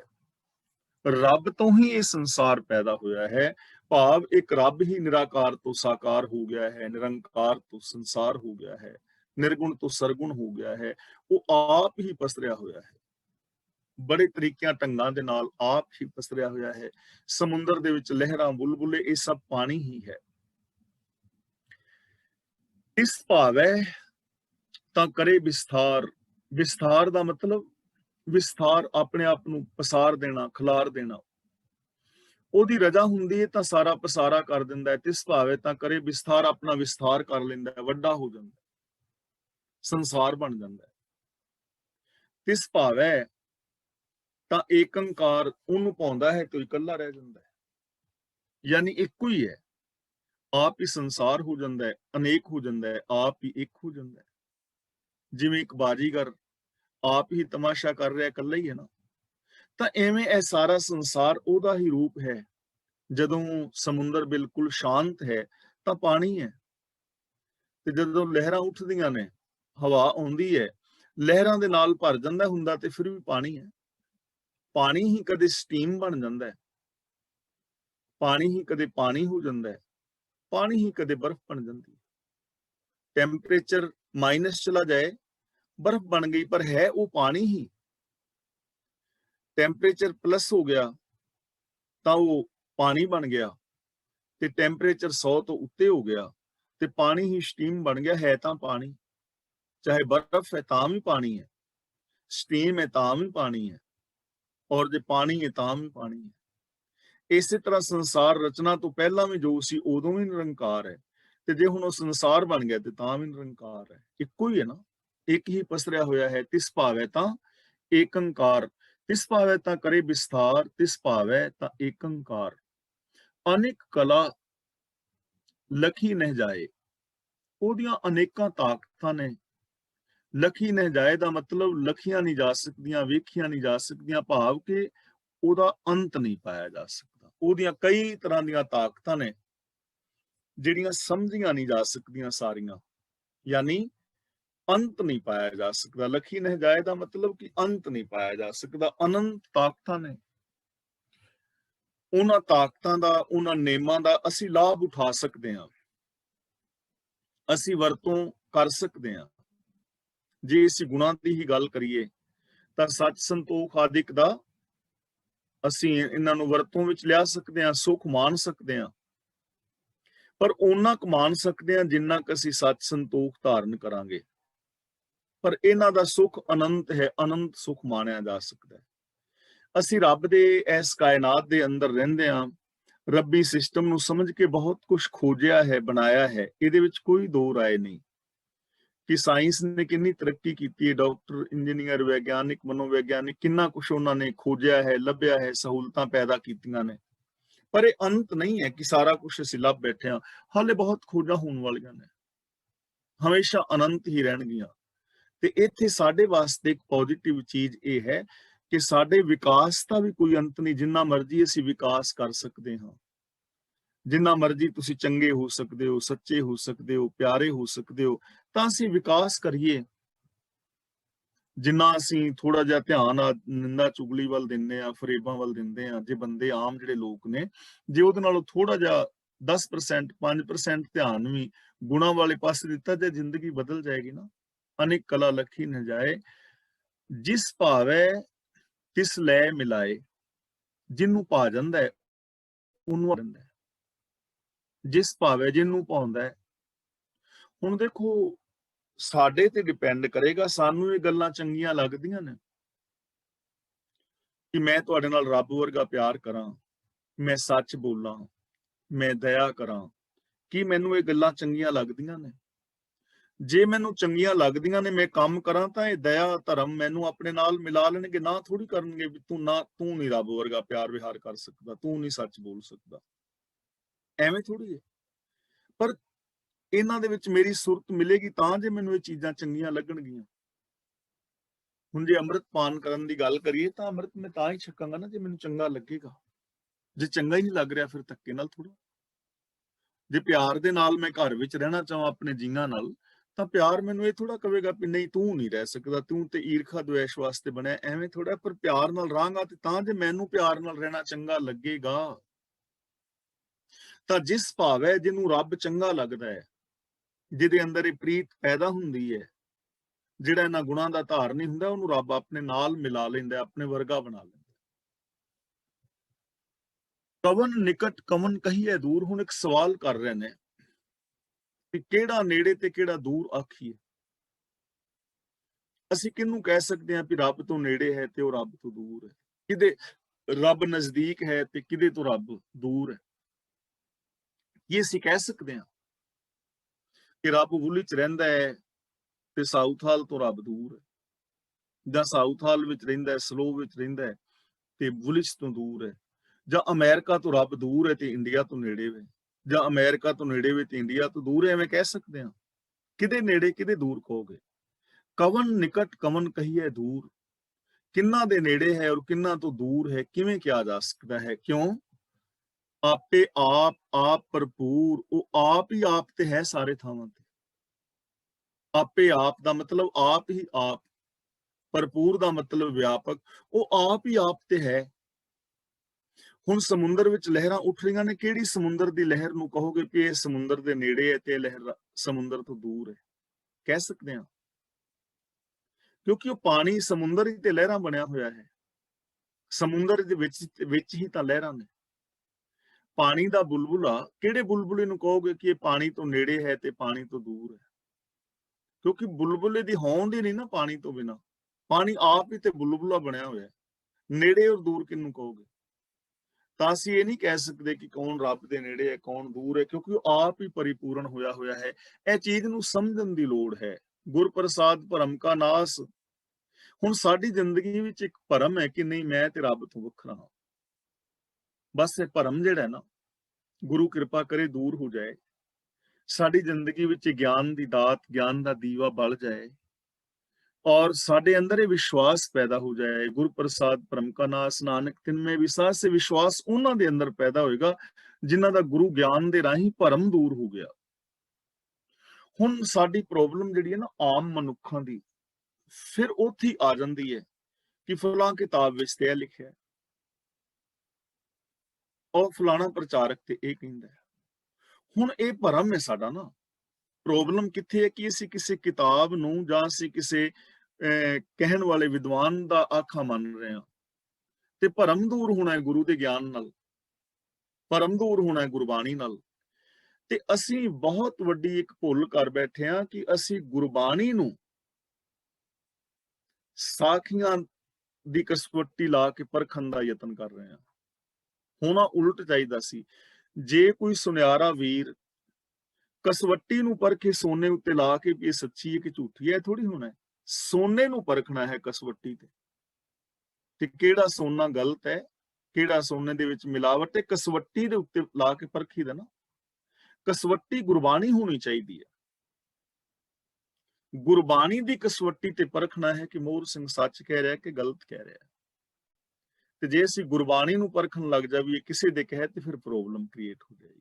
ਗੁਰੂ ਰਹਿਮਤ ਕਰੇ ਸਾਡੇ ਅੰਦਰ ਇਹ ਵਿਸ਼ਵਾਸ ਪੈਦਾ ਹੋਵੇ ਕਿ ਗੁਰੂ ਜੀ ਜੋ ਸਾਨੂੰ ਸਮਝਾ ਰਹੇ ਨੇ ਉਹ ਬਿਲਕੁਲ ਸੱਚ ਹੈ, ਯੂਨੀਵਰਸਲ ਟਰੁੱਥ ਹੈ। ਜਦੋਂ ਇਹ ਵਿਸ਼ਵਾਸ ਪੈਦਾ ਹੋ ਗਿਆ ਉਦੋਂ ਇਹ ਭਰਮ ਖਤਮ ਹੋ ਜਾਣਾ ਹੈ। ਹੁਣ ਗੁਰੂ ਜੀ ਕਹਿੰਦੇ ਨੇ ਕਿਹਨੂੰ ਨੇੜੇ ਕਹੀਏ ਤੇ ਕਿਹਨੂੰ ਦੂਰ ਕਹੀਏ, ਆਪੇ ਆਪ ਭਰਪੂਰ, ਆਪ ਹੀ ਤੇ ਹੋ ਪਰਿਪੂਰਨ ਹੈ। ਕਿਹੜੀ ਲਹਿਰ ਨੂੰ ਕਹੀਏ ਸਮੁੰਦਰ ਤੋਂ ਦੂਰ ਹੈ, ਕਿਹੜੀ ਲਹਿਰ ਨੂੰ ਕਹੀਏ ਸਮੁੰਦਰ ਤੋਂ ਨੇੜੇ ਹੈ। ਅੰਤਰਗਤ ਜਿਸ ਆਪ ਜਨਾਏ, ਅੰਤਰਗਤ ਆਪਣੇ ਅੰਦਰੋਂ, ਜਨਾਏ ਦਾ ਮਤਲਬ ਜਨਾ ਦਿੰਦਾ ਹੈ। ਹਰੀ ਬੰਦੇ ਨੂੰ ਆਪਣੇ ਅੰਦਰੋਂ ਜਨਾ ਦਿੰਦਾ ਹੈ, ਜਿਸ ਨੂੰ ਆਪਣੇ ਅੰਦਰੋਂ ਹੀ ਆਪਣਾ ਗਿਆਨ ਦਿੰਦਾ ਹੈ। ਅੰਤਰਗਤ ਜਿਸ ਮਨੁੱਖ ਨੂੰ ਆਪ ਅੰਦਰਲੀ ਉੱਚੀ ਅਵਸਥਾ ਸਮਝਾ ਦਿੰਦਾ ਹੈ ਕਿ ਅੰਦਰ ਹੀ ਰੱਬ, ਇਹ ਗਿਆਨ ਜਿਹਨੂੰ ਮਿਲ ਜਾਏ। ਹੁਣ ਗਿਆਨ ਤਾਂ ਗੁਰੂ ਜੀ ਸਾਨੂੰ ਦੇ ਰਹੇ ਨੇ, ਪਰ ਜੇ ਅਸੀਂ ਇਹਨੂੰ ਇੰਪਲੀਮੈਂਟ ਕਰ ਲਈਏ, ਸਾਨੂੰ ਇਹ ਸਮਝ ਆ ਜਾਏ, ਇਹ ਸਾਡੀ ਕਾਮਨ ਸੈਂਸ ਸਾਡੇ ਅੰਦਰ ਪੈਦਾ ਹੋ ਜਾਏ, ਵਿਵੇਕ ਬੁੱਧ ਸਾਨੂੰ ਮਿਲ ਜਾਏ, ਸਾਨੂੰ ਇਸ ਚੀਜ਼ ਦੀ ਸਮਝ ਆ ਜਾਏ ਕਿ ਅੰਦਰ ਹੀ ਹੈ। ਅੰਤਰਗਤ ਜਿਸ ਆਪ ਜਨਾਏ, ਜਿਹਨੂੰ ਆਪਣਾ ਆਪਾ ਅੰਦਰੋਂ ਜਣਾ ਦਿੰਦਾ ਹੈ, ਜਿਹਨੂੰ ਅੰਦਰੋਂ ਇੰਨੀ ਉੱਚੀ ਸੂਝ ਬਖਸ਼ਦਾ ਹੈ। ਨਾਨਕ ਤਿਸ ਚਨ ਆਪ ਬੁਝਾਏ, ਉਸ ਮਨੁੱਖ ਨੂੰ ਆਪਣੀ ਇਸ ਸਰਬ ਵਿਆਪਕਤਾ ਦੀ ਸੂਝ ਬਖਸ਼ਦਾ ਹੈ। ਬੁਝਾਏ ਦਾ ਮਤਲਬ ਬੁਝਾ ਦਿੰਦਾ ਹੈ, ਜਣਾ ਦਿੰਦਾ ਹੈ, ਸੂਝ ਬਖਸ਼ਦਾ ਹੈ। ਉਹਨੂੰ ਫਿਰ ਇਹ ਸੂਝ ਹੋ ਜਾਂਦੀ ਹੈ ਕਿ ਸਰਬ ਵਿਆਪਕ ਹੈ ਰੱਬ। ਜਿਹਨੂੰ ਆਪਣੇ ਅੰਦਰ ਦੀ ਸਮਝ ਆ ਜਾਏ ਨਾ ਗੁਰੂ ਦੇ ਗਿਆਨ ਰਾਹੀਂ, ਉਹਨੂੰ ਫਿਰ ਇਹ ਸਮਝ ਆ ਜਾਂਦੀ ਹੈ ਕਿ ਰੱਬ ਸਾਰ ਚ ਫਿਰ ਇਹ ਉਹੀ ਫੈਲਿਆ ਹੋਇਆ ਹੈ, ਉਹਨੂੰ ਇਹ ਸੂਝ ਬਖਸ਼ਦਾ ਹੈ, ਉਹਨੂੰ ਇਹ ਗਿਆਤ ਮਿਲ ਜਾਂਦੀ ਹੈ। ਨਾਨਕ ਤਿਸ ਜਨ ਆਪ ਬੁਝਾਏ, ਉਹਨੂੰ ਆਪਣਾ ਆਪਾ ਜਣਾ ਦਿੰਦਾ ਹੈ ਕਿ ਇਹ ਸਾਰਾ ਸੰਸਾਰ ਉਸ ਰੱਬ ਦਾ ਹੀ ਆਪਣਾ ਆਪਾ ਹੈ। ਫਿਰ ਉਹਨੂੰ ਸਮਝ ਪੈ ਜਾਂਦੀ ਹੈ, ਵਿਸ਼ ਸੰਸਾਰ ਤੁਮ ਦੇਖਦੇ ਹਰ ਕਾ ਰੂਪ ਹੈ, ਹਰ ਰੂਪ ਨਜ਼ਰੀ ਆਇਆ। ਤੇ ਜਿਹਨੂੰ ਇਹ ਨਜ਼ਰੀ ਆ ਜਾਂਦਾ ਨਾ, ਅੰਦਰੋਂ ਸੂਝ ਆ ਜਾਏ ਕਿ ਅੰਦਰ ਔਰ ਬਾਹਰ ਇੱਕੋ ਹੀ ਹੈ, ਫਿਰ ਉਸ ਮਨੁੱਖ ਦੀ ਜ਼ਿੰਦਗੀ ਬਦਲ ਜਾਂਦੀ ਹੈ। ਉਸ ਮਨੁੱਖ ਦੇ ਬੋਲ, ਉਹਦੀ ਸੋਚ, ਉਹਦਾ ਵਿਹਾਰ ਸਭ ਕੁਝ ਚੇਂਜ ਹੋ ਜਾਏਗਾ। ਉਸ ਬੰਦੇ ਦੇ ਬੋਲ, ਉਸ ਬੰਦੇ ਦੀ ਸੋਚਣੀ, ਉਹਦੀ ਤੱਕਣੀ, ਉਹਦਾ ਵਿਹਾਰ ਰੱਬ ਵਰਗਾ ਹੋ ਜਾਏਗਾ। ਰੱਬ ਵਰਗਾ ਹੋ ਕੇ ਵਰਤੇਗਾ ਇਸ ਦੁਨੀਆ ਵਿੱਚ। ਔਰ ਤੁਸੀਂ ਇਤਿਹਾਸ ਵੱਲ ਝਾਤ ਮਾਰ ਕੇ ਵੇਖੋ, ਜਿਨ੍ਹਾਂ ਨੇ ਐਸੀ ਜ਼ਿੰਦਗੀ ਜੀਵੀ ਹੈ ਉਹ ਰੱਬ ਵਰਗੇ ਹੋ ਕੇ ਵਰਤੇ ਨੇ। ਉਹਨਾਂ ਨੇ ਆਪਣੇ ਬੱਚੇ ਮਰਵਾ ਦਿੱਤੇ ਨੇ, ਲੇਕਿਨ ਦੂਜਿਆਂ ਦੇ ਬੱਚਿਆਂ ਨੂੰ ਜੀਵਨ ਦਿੱਤਾ ਹੈ। ਜੇ ਅੱਜ ਦੇ ਯੁੱਗ ਵਿੱਚ ਵੀ ਅਸੀਂ ਵੇਖੀਏ ਨਾ, ਤਾਂ ਮੈਂ ਭਗਤ ਪੂਰਨ ਸਿੰਘ ਜੀ ਦਾ ਨਾਮ ਸਤਿਕਾਰ ਦੇ ਨਾਲ ਆਮ ਲੈਂਦਾ ਹਾਂ। ਅੱਜ ਵੀ ਦੇਖੋ, ਉਹਨੂੰ ਸੂਝ ਬਖਸ਼ੀ ਤੇ ਉਹਨੇ ਰੱਬ ਵਰਗਾ ਵਿਹਾਰ ਪਿਆਰ ਕੀਤਾ ਨਾ ਸਭ ਦੇ ਨਾਲ। ਦੁਨੀਆ ਵਿੱਚ ਕਿੰਨੇ ਸਾਰੇ ਬਾਬੇ ਨੇ, ਰਾਜਨੀਤਿਕ ਨੇ, ਜਿਨ੍ਹਾਂ ਦੇ ਖਿਲਾਫ ਲੋਕ ਬੋਲਦੇ ਨੇ, ਕਿਉਂਕਿ ਕੋਈ ਨਾ ਕੋਈ ਦੋਸ਼ ਹੁੰਦਾ ਹੈ ਨਾ। ਪਰ ਮੈਂ ਅੱਜ ਤੱਕ ਭਗਤ ਪੂਰਨ ਸਿੰਘ ਦੇ ਖਿਲਾਫ ਬੋਲਦਿਆਂ ਕਿਸੇ ਨੂੰ ਸੁਣਿਆ ਨਹੀਂ, ਕਿਉਂਕਿ ਦੋਸ਼ ਹੈ ਹੀ ਨਹੀਂ ਨਾ। ਉਹਨਾਂ ਲੋਕਾਂ ਦੀ ਸੇਵਾ ਵਿੱਚ ਹਾਜ਼ਰ ਰਹੇ ਜਿਨ੍ਹਾਂ ਨੂੰ ਘਰਦਿਆਂ ਨੇ ਨਹੀਂ ਸੰਭਾਲਿਆ, ਮਾਪਿਆਂ ਨੇ ਨਹੀਂ ਸੰਭਾਲਿਆ, ਬੱਚਿਆਂ ਨੇ ਨਹੀਂ ਸੰਭਾਲਿਆ, ਤਾਂ ਉਹਨੂੰ ਆਪਣੇ ਆਪੇ ਦੀ ਸੂਝ ਬਖਸ਼ ਦਿੰਦਾ ਹੈ। ਉਹਨੂੰ ਫਿਰ ਇਹ ਸੰਸਾਰ ਜਿਹੜਾ ਹੈ ਨਾ, ਨਿਰੰਕਾਰ ਦਾ ਰੂਪ ਨਜ਼ਰੀ ਆਉਂਦਾ ਹੈ। ਉਹਦੀ ਫਿਰ ਜ਼ਿੰਦਗੀ ਐਸੀ ਬਣ ਜਾਂਦੀ ਹੈ। ਤੇ ਦੇਖੋ, ਇਹ ਪੋਸੀਬਿਲਿਟੀ ਨਾ ਸਾਡੇ ਸਾਰਿਆਂ ਦੇ ਵਿੱਚ ਮੌਜੂਦ ਹੈ। ਮੇਰੇ ਵਿੱਚ ਵੀ, ਤੁਹਾਡੇ ਵਿੱਚ ਵੀ ਪੋਸੀਬਿਲਿਟੀ ਹੈ, ਸੰਭਾਵਨਾ ਹੈ। ਐਸਾ ਹੋ ਸਕਦਾ ਹੈ ਜੇ ਅਸੀਂ ਕਰੀਏ। ਤੇ ਜੇ ਅਸੀਂ ਕਵਾਂਗੇ ਵੀ ਜੇ ਅਗਲਾ ਨਾ ਕਰੇ, ਇੱਥੇ ਪ੍ਰੋਬਲਮ ਫਿਰ ਕ੍ਰੀਏਟ ਹੋ ਜਾਏਗੀ। ਇਹਦਾ ਮਤਲਬ ਕਿ ਅਸੀਂ ਵੀ ਨਹੀਂ ਕਰਨਾ ਚਾਹੁੰਦੇ। ਤਾਂ ਗੁਰੂ ਪਾਤਸ਼ਾਹ ਜੀ ਸਾਨੂੰ ਗੁਰਬਾਣੀ ਰਾਹੀਂ ਦੇਖੋ ਕਿੰਨੀ ਉੱਚੀ ਸੋਚ ਇਨਸਾਨਾਂ ਦੀ ਲੈ ਜਾਣੀ ਚਾਹੁੰਦੇ ਨੇ। ਇਸ ਸਮਾਜ ਦੇ ਅੰਦਰ ਇੱਕ ਭਾਈਚਾਰਕ ਸਮਾਜ ਪੈਦਾ ਕਰਨਾ ਚਾਹੁੰਦੇ ਨੇ। ਇਸ ਸੰਸਾਰ ਨੂੰ ਬੇਗਮਪੁਰਾ ਬਣਾਉਣਾ ਚਾਹੁੰਦੇ ਨੇ, ਹਰ ਕਾ ਬਾਗਰਾ। ਇਹ ਸੰਸਾਰ ਰੱਬ ਦਾ ਘਰ, ਇਹ ਸੰਸਾਰ ਸਾਡਾ ਜੀਵਨ ਸਵਰਗ ਹੋ ਸਕਦਾ ਹੈ ਜੇਕਰ ਅਸੀਂ ਇਹਨਾਂ ਚੀਜ਼ਾਂ ਨੂੰ ਅਪਣਾ ਲਈਏ ਔਰ ਗੁਰੂ ਦੀ ਪਾਵਨ ਬਾਣੀ ਦੇ ਉੱਤੇ ਜੇਕਰ ਸਾਡਾ ਵਿਸ਼ਵਾਸ ਬਣ ਜਾਏ। ਗੁਰੂ ਪਾਤਸ਼ਾਹ ਜੀ ਰਹਿਮਤ ਕਰਨ, ਅਸੀਂ ਐਸੀ ਜ਼ਿੰਦਗੀ ਜਿਹੜੀ ਹੈ ਉਹ ਜੀ ਸਕੀਏ।